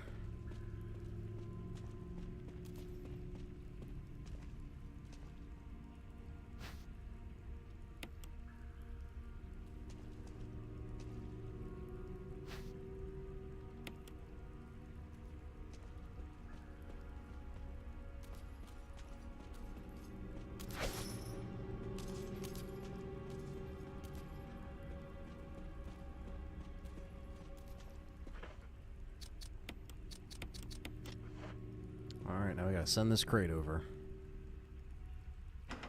Yeah. I can imagine Sam Raimi was a surreal experience. Yeah, man. That was... Whew, that was crazy. I did work with Sam Raimi this past weekend. At Monster Mania. Me and Callie, both. And, man, yeah, it was great. I mean, I didn't get a chance to really say much to him until the very end of the weekend because literally it was, like, so busy. It's not like I could sit there and talk to him before and after, you know? So it might not be as glamorous as some may think because it's very, very business oriented, you know, just try to get people in, get people out, you know, like he does take his time and talk, very personable, but you know, it was like we had to sell the tickets at a separate table right next to him. And so we were next to him all weekend and it was cool. And then Sunday when the crowd finally cleared out, we were able to get our stuff signed and, which is great because kind of worked for that all weekend to get our shit signed. And his agents were really nice, and yeah, I just said, you know, thanks for everything. And he said me and Callie handled it very professional over the weekend. He was very happy with us, and that's all we could really ask for, you know, going into a weekend where it was his first Monster Mania. I mean, you know, so, but I think he'll be back. So, you know, I think if we get requested again, that'll be amazing. And, yeah, just wanted to make a good impression for Sam Raimi, which is, I mean, he's a legendary filmmaker. Need I say more? You know, it's like everyone else, you should know who Sam Raimi is. And, yeah, it's basically definitely was a crazy, busy weekend. But it was a, you know, it was a fulfilling weekend. So I think it went by so quick, you know, because it was just constant. So... yeah, I think he'll be back. I know he's been doing a lot more shows anyway, but I think he'll be back for Monster Mania, so hopefully we... Told you Sam Raimi was a cool guy. Yeah. Yeah, very nice, very respectful, and you know, he meant business. Like when he took a lunch break and he said that he was going to be back, he was pretty timely. Like he was pretty like on point. You know, because some stars, you know, they can take their time, or maybe they, you know, let fans wait. No, he knows people are waiting in line for hours to meet him, and you know, he's very, very cool. Met him last year at Comic-Con in NOLA.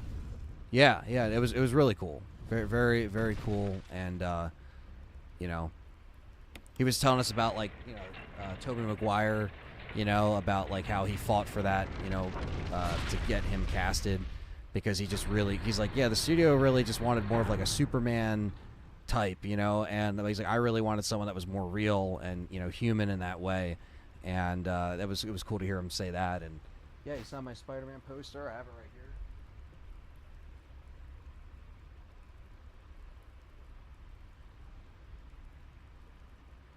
Be responsible. That's what he put. Be responsible, and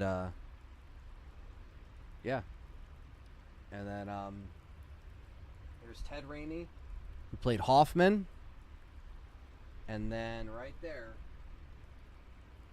that is Stan fucking Lee. So I have Stan Lee, Ted Raimi, and Sam Raimi on this fucking poster. So this is like, I gotta put this in a frame. This hasn't been in a frame in over 10 years. It's just been in this, but I never knew that Sam Raimi was actually gonna be able to get on here, and he is. So very, very grateful. And hopefully everyone was happy.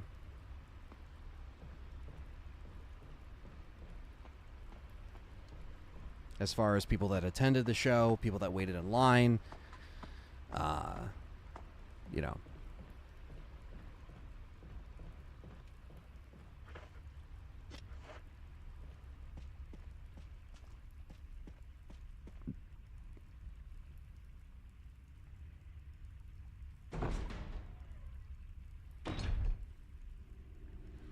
I like the style of Doctor Strange too. I always thought Doctor Strange always fit the horror aspect. Yeah, you know, I didn't mind Doctor Strange too, you know, as much as some other fans were not as, you know, I guess the general reception wasn't as good, but I mean, I liked it.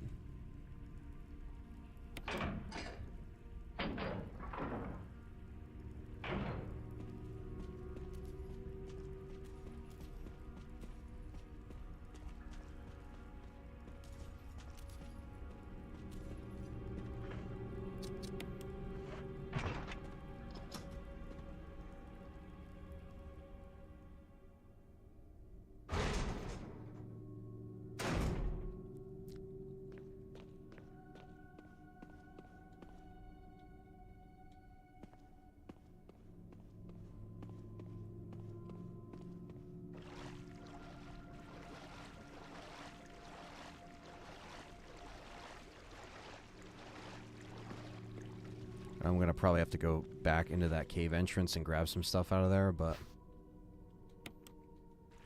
hell yeah, Thunder's always holding it down.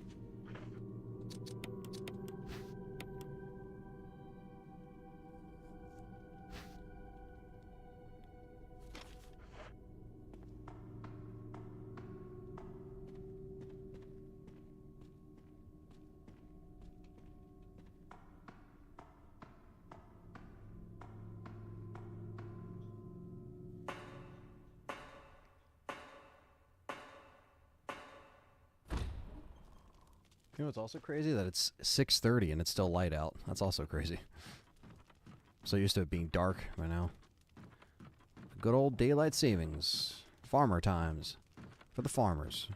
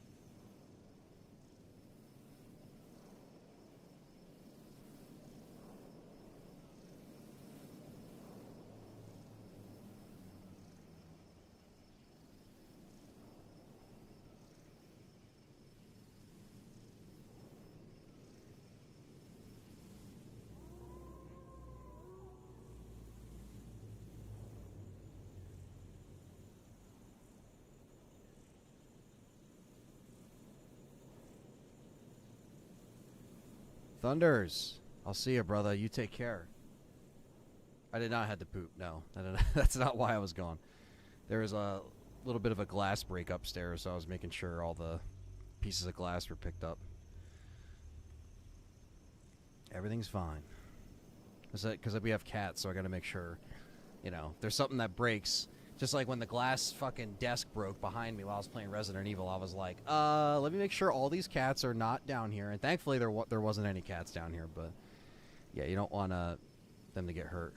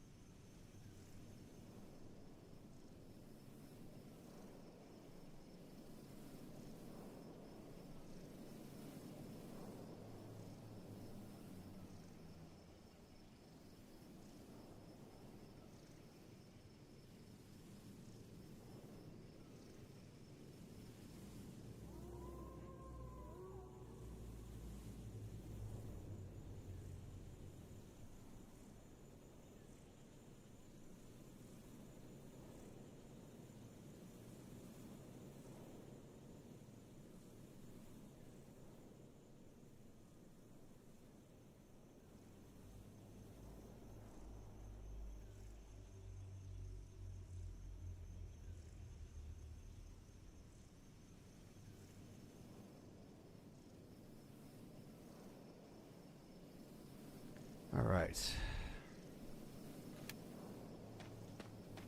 It's showtime with Lisa Trevor.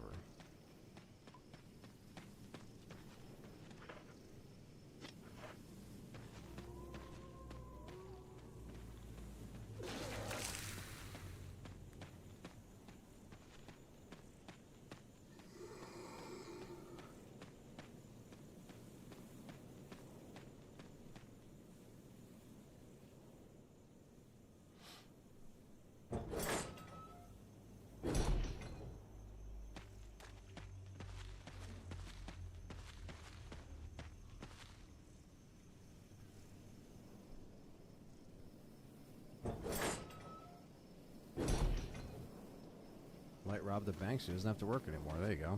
Like a true Spider-Man villain.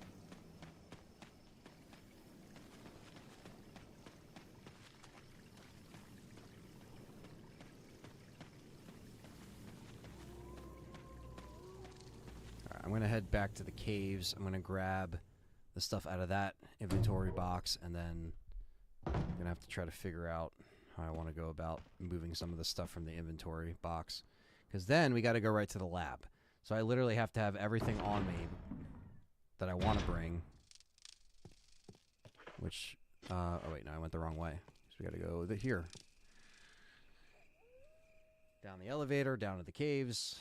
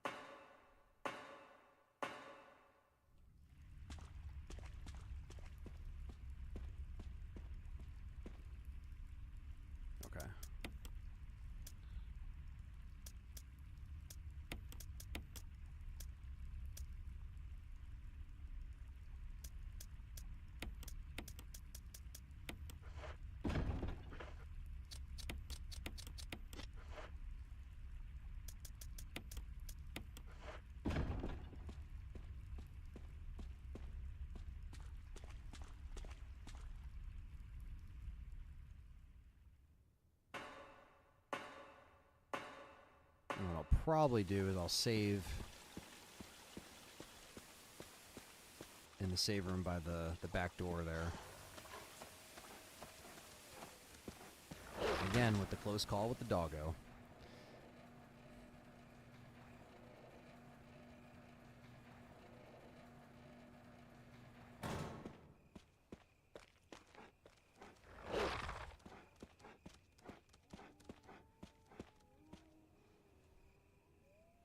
And the lab is pretty damn easy. And we don't have to do the Mo discs because we're not saving anybody. So you get a little bit of a break there.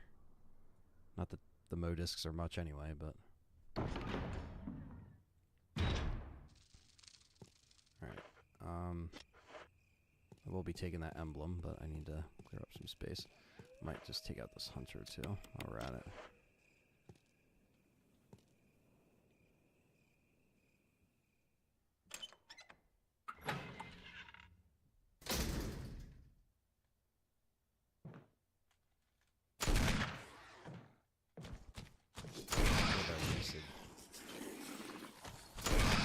Standing there. Damn it.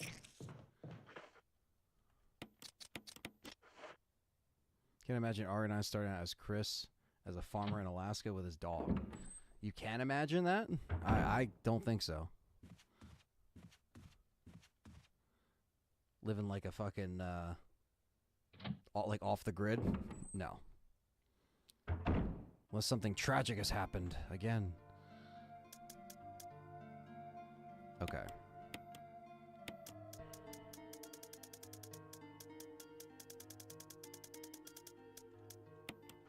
Don't need the crank anymore.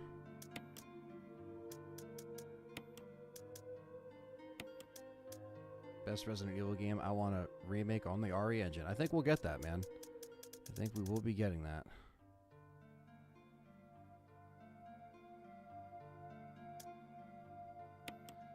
This is what we have to do. We have to... I'm going to grab that other emblem. I'm going to run through the shortcut, place those two emblems in the door, run back, grab what we need, and then we'll save. And then we'll conquer Lisa Trevor, let her kill Barry, pick up his magnum. I don't know when the Rex engine will necessarily be out. I think... I would say RE9 will not be on the Rex engine. If they've already been making it, it's on the RE engine. I would even say maybe even RE5 Remake might not be on the Rex engine. I think it might be another couple years until they completely convert over. Same thing with like Monster Hunter Rise. Like that's still on the RE engine. At least that's how it looks. So, or not Rise. What's the new one? Wildlands or Wild? That new one that's coming out in 25 is still on RE engine. So I think by the time they get their next cycle of games, I think maybe the next 1 or 2 Resident Evil games will still be on the RE engine, and then after that, we might get a Rex engine for everything else. So I wonder how they're gonna kind of run that that first kind of like game through the Rex engine, like what it's gonna be. Is it gonna be Devil May Cry? Is it gonna be RE? Is it gonna be another not another Street Fighter, but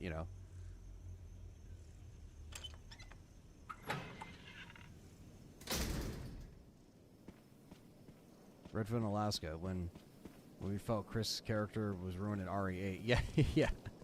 That's what I'm saying. Like, he's not going to be in fucking Alaska. That wouldn't make any sense.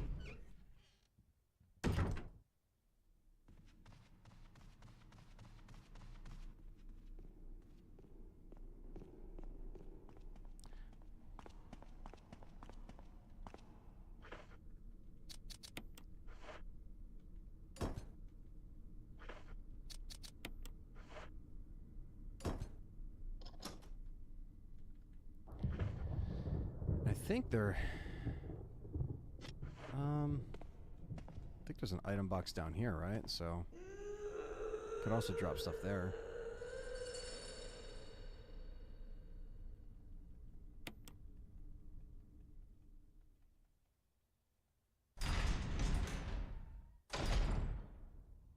Bow bow bow bow and out, bow bow and out, bow bow bow. All right. Put you in there. Put you in there. Put you in there. Put you in there. Back to the save room. All this stuff does take a little bit extra time, but it's worth it in the end.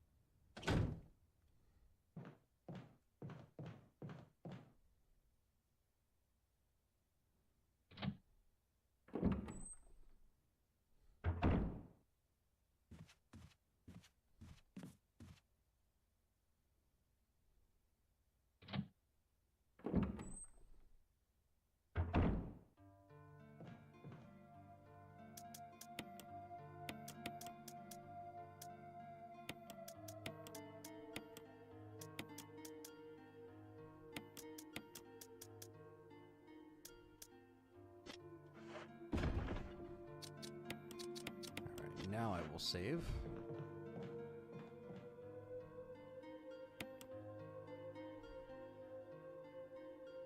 Just in case we get smacked off the ledge. That has happened to us. I think that's back when we were doing the Xbox One achievements on this.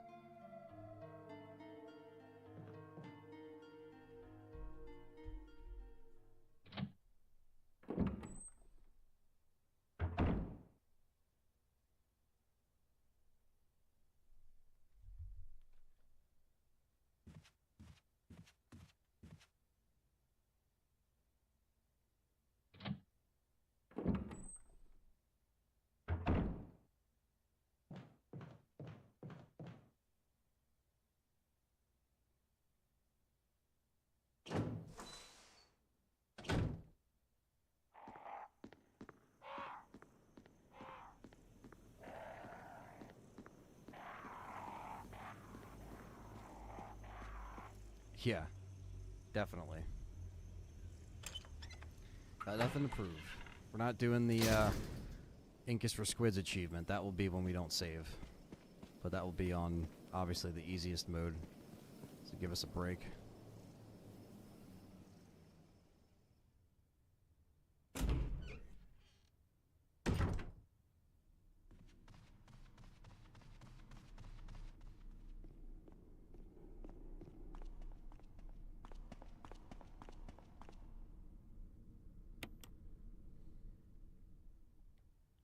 And to bring as much crap into this item box as possible, because this item box we can at least go to the lab with, basically.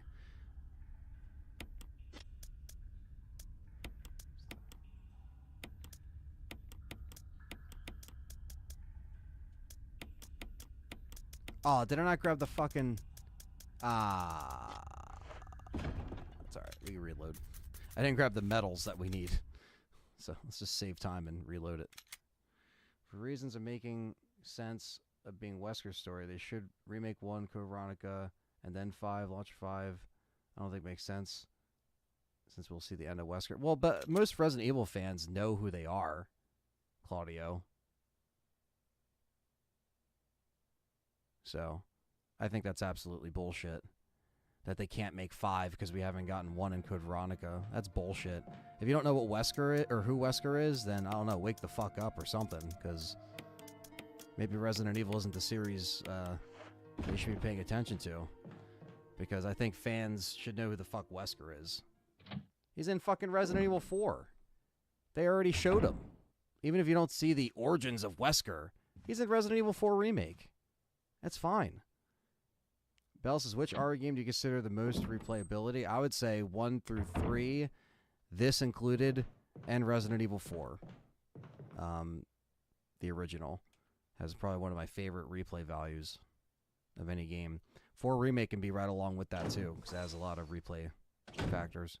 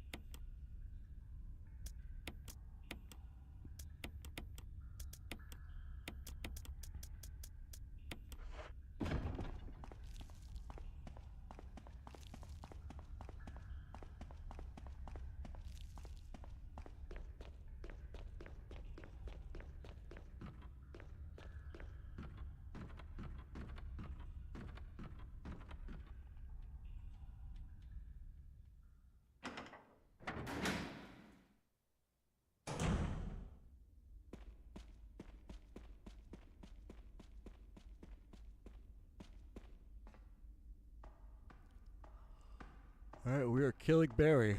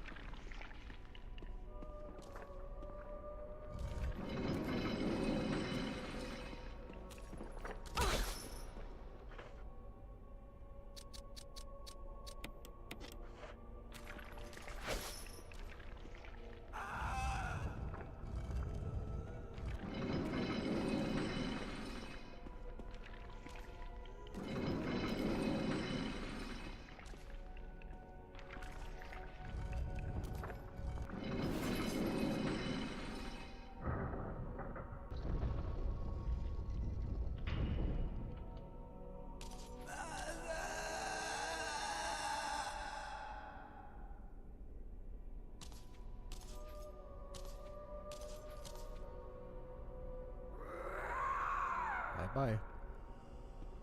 Alright, we know Barry's bagged him, which we need.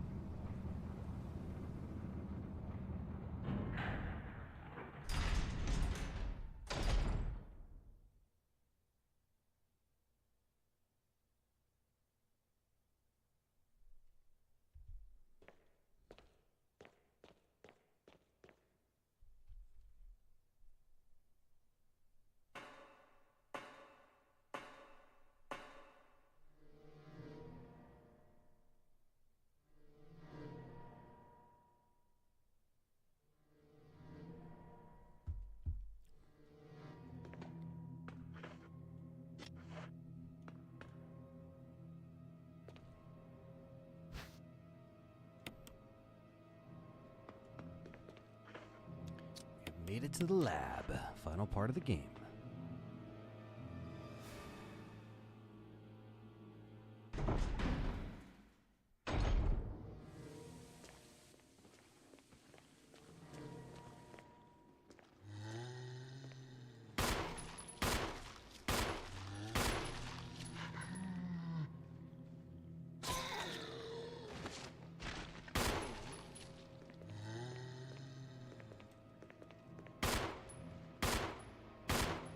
What the fuck?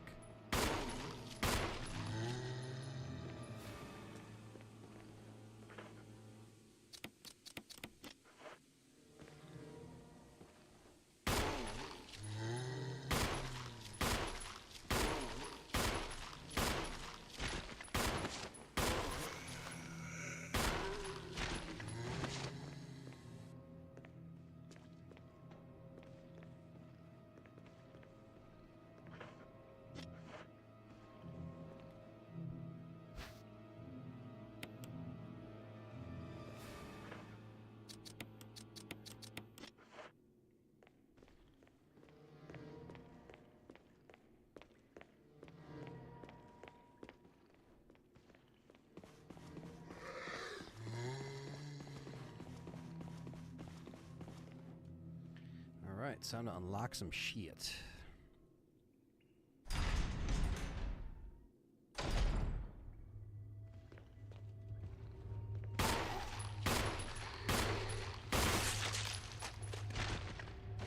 Very nice. I don't think we'll have a final tyrant either. I think we just have to fight him in the lab, so not too crazy of a finale that we have to prep for, but always want to be somewhat prepared.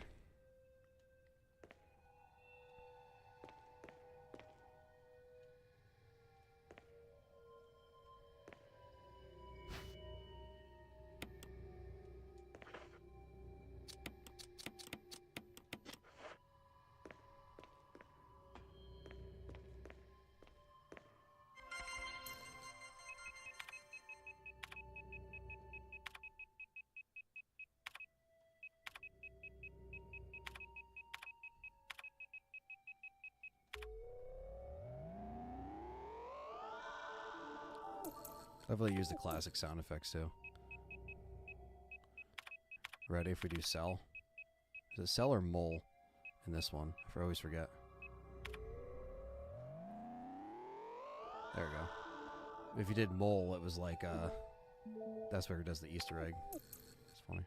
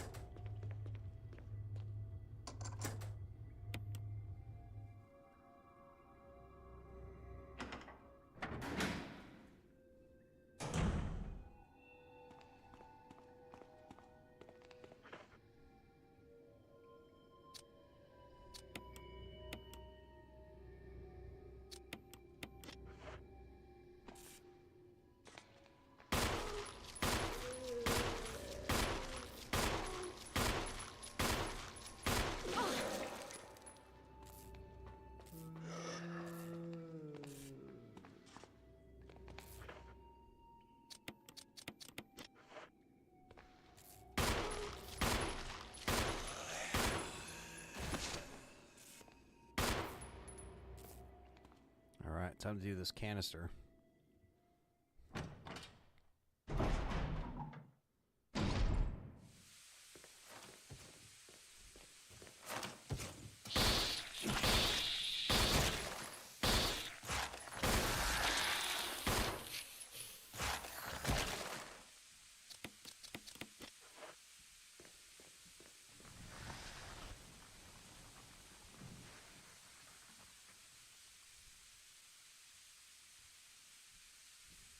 Take the empty capsule of death.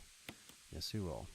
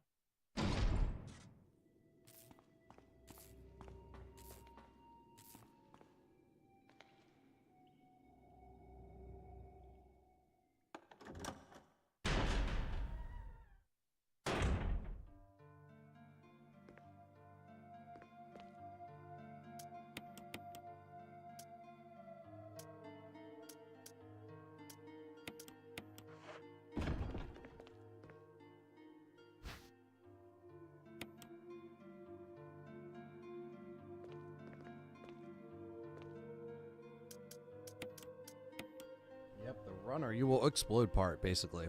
Yeah, Gravity, I'm still here. Still here kicking it. Yeah, more flame rounds, but I left the grenade launcher back behind, but I don't think we'll need that anyway, so. Alright. We'll save now.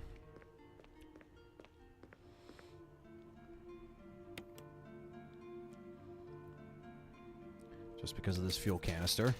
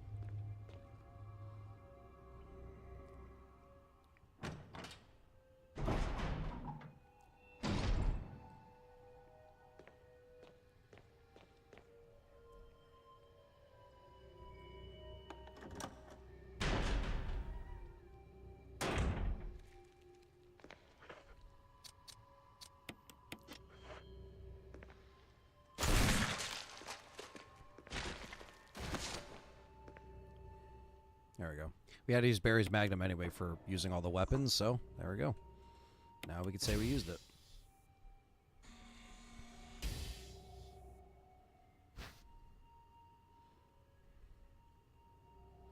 Running will kill you!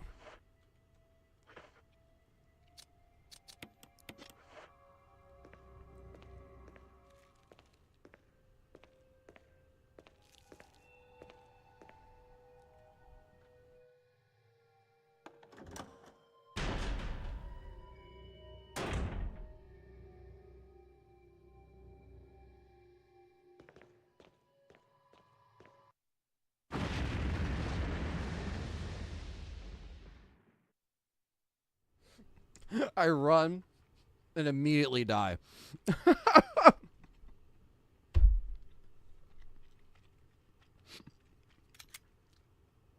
That's the first death of this whole stream. Take a bite out of my dinner. I turn back to the game, completely run, and just fuck myself.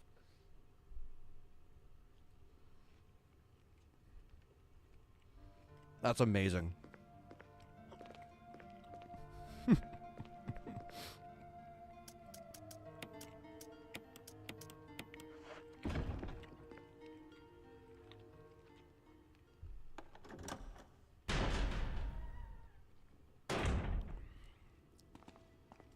What's up, Lucius? Another member in the house.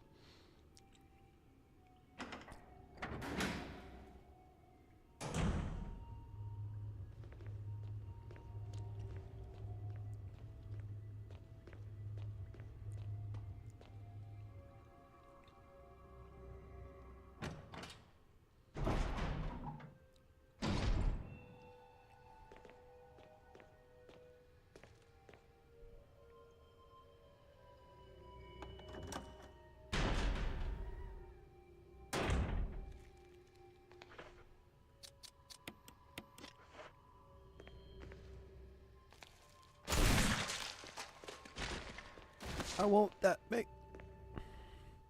Don't make it. Just break it.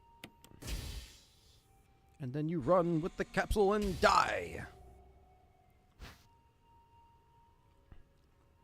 Yeah, it's on hard mode. See, the other modes, you could, like, get away with running a little bit, or you could, like, get grabbed. You can, you know, but... Wesker have his own game? Be the villain game.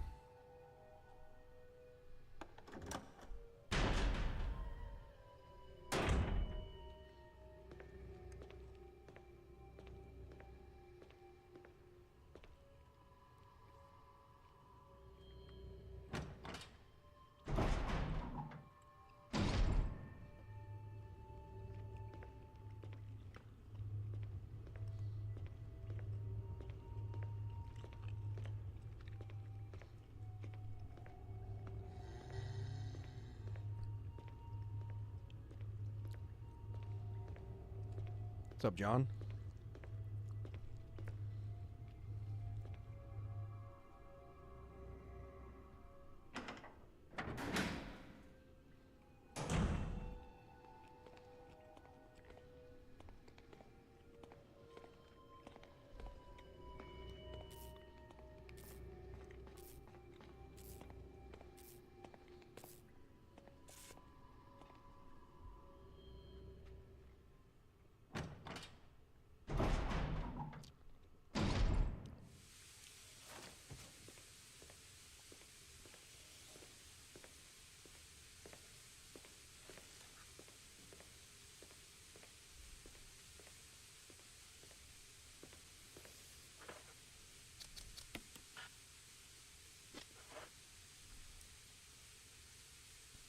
Yeah, throw it in there.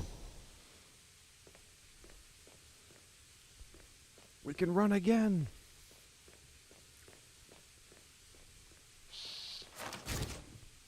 Fucking chimeras.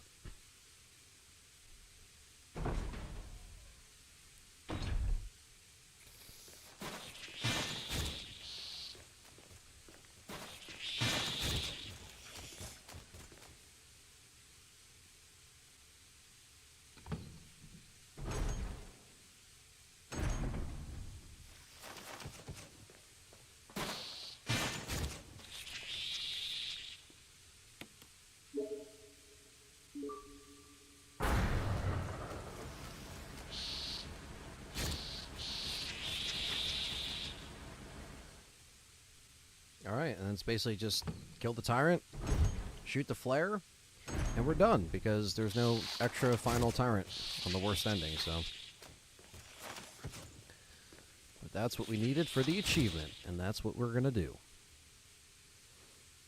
The next one will be invisible enemies, I think, Chris. So that'll be interesting. Because you have to invisible enemy, Chris, don't save anybody.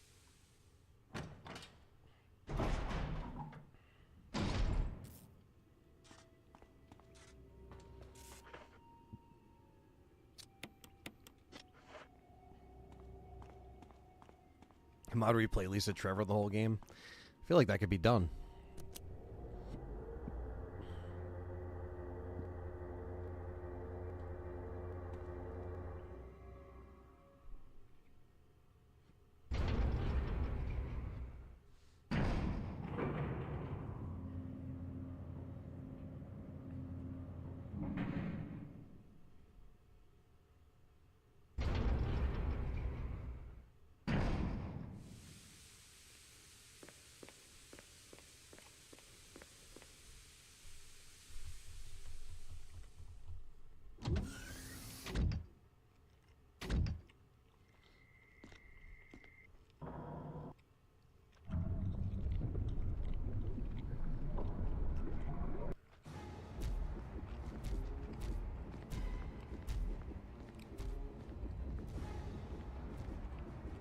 Right there.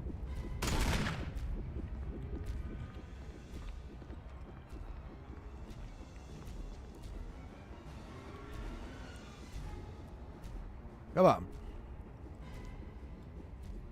Where the fuck is he? Oh. Oh, trying to sneak attack me, huh?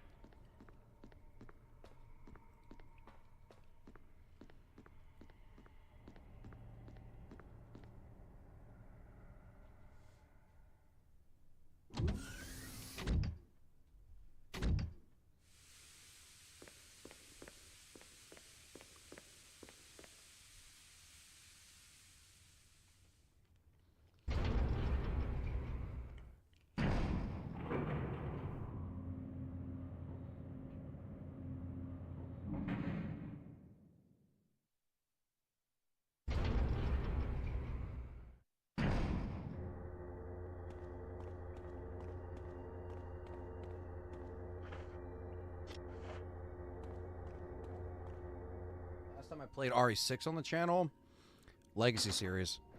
I've been waiting since your RE7 videos and can't remember it's being played since then. Or I've been watching since your RE7 videos. Yeah, yeah, the Legacy series was the last time, so that was 4 years ago. So yeah, roughly 4 years ago was the last time RE6 was featured. What controller do I mainly use for my streams? Well, depending on the console, I have a couple different controllers. This one I have for the 360 right now. I also have the RE5 red controller that I sometimes use as well. And then I have a corded Xbox controller. The Hyperkin 360 controller, but it's for the current Xbox consoles. That's what this looks like. I use that. When I, play PlayStation, I just kind of use a DualSense, obviously.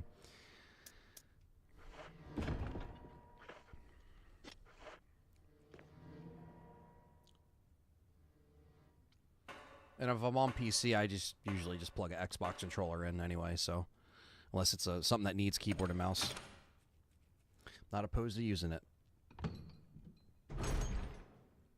But don't worry, the Master Series will give me a reason to, go back, play stuff like RE6. Do it with some kind of challenge with it, This is Brad.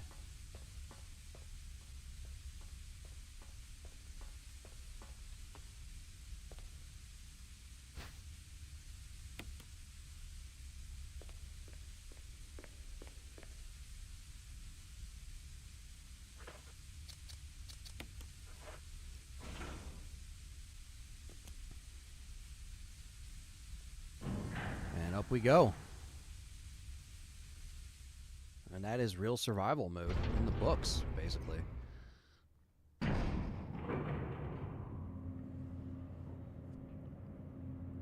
Probably will leave us with less than 10 achievements left for this 360 version. Oh, and I watched Keeper's Diary trailer and it looked unreal. I hope it gets attention it deserves. Thank you. Thank you, Lucius. Much love. Thank you. Really appreciate that, man.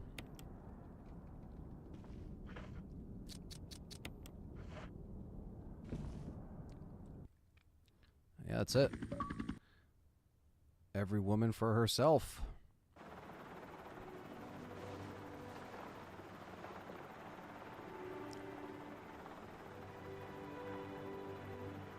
Not bad. Jill, you did a fine job. There we go. The Survival Horror. 3 hours 52. 6 times saved. And oh, the horror.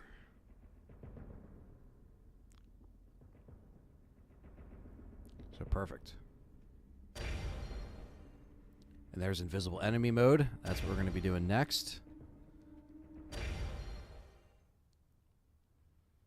That is perfect. That's what we came here to conquer. What we needed to conquer this stream, which isn't bad at all. So the next stream tomorrow, I'll be doing a little hangout stream. Yes, I know we're not connected to online. That's fine. And hell yeah, so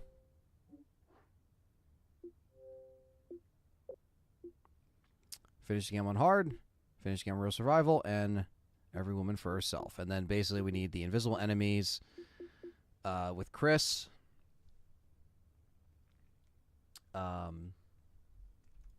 Visual enemy with Chris. The next run we'll get finish the game on visual enemy, finish the game without saving anyone as Chris, so every man for himself. Save Chris using Rebecca, which I don't. Did we actually get Bravo Rebecca already?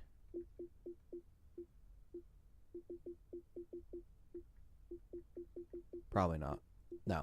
So we gotta get Bravo Rebecca, obtain all the costumes. So we'll get all the so we'll get 4 achievements next time, and then for the speed run we need Don't Stop Running and Starsenal we'll get in that one, and then the last one will be Ink is for Squids. So yeah, we are making our way through all this stuff here, and yeah, hope you guys enjoyed this part. Thank you guys for coming out. Thank you.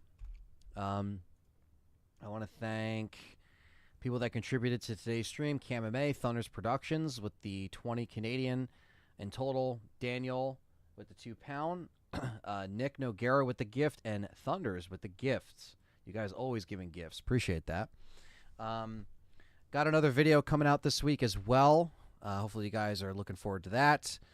And yeah, just stay tuned for more content. Much love to you guys. Don't forget to smash the like button, subscribe if you're new, LTRE merch down below, Discord down below, and all the socials. And please, please, please check out the Keeper's Diary trailer. Like I said, we worked really hard on this film, and it's finally getting a trailer that, you know, is causing some you know, some hype to happen now that people are seeing the actual trailer of the product that we put together. And more will be coming out in the next few weeks as far as promotion and all that good stuff. Callie is working her ass off to get the last bits of behind-the-scenes photos done. Any behind-the-scenes photos you've seen, it's been from Callie, so she really helped out with this project too. So stay tuned for more promotion on that end, and things are going good, so let's just keep it moving, all right? That's it for today, and I'll catch you all in the next one. Take care.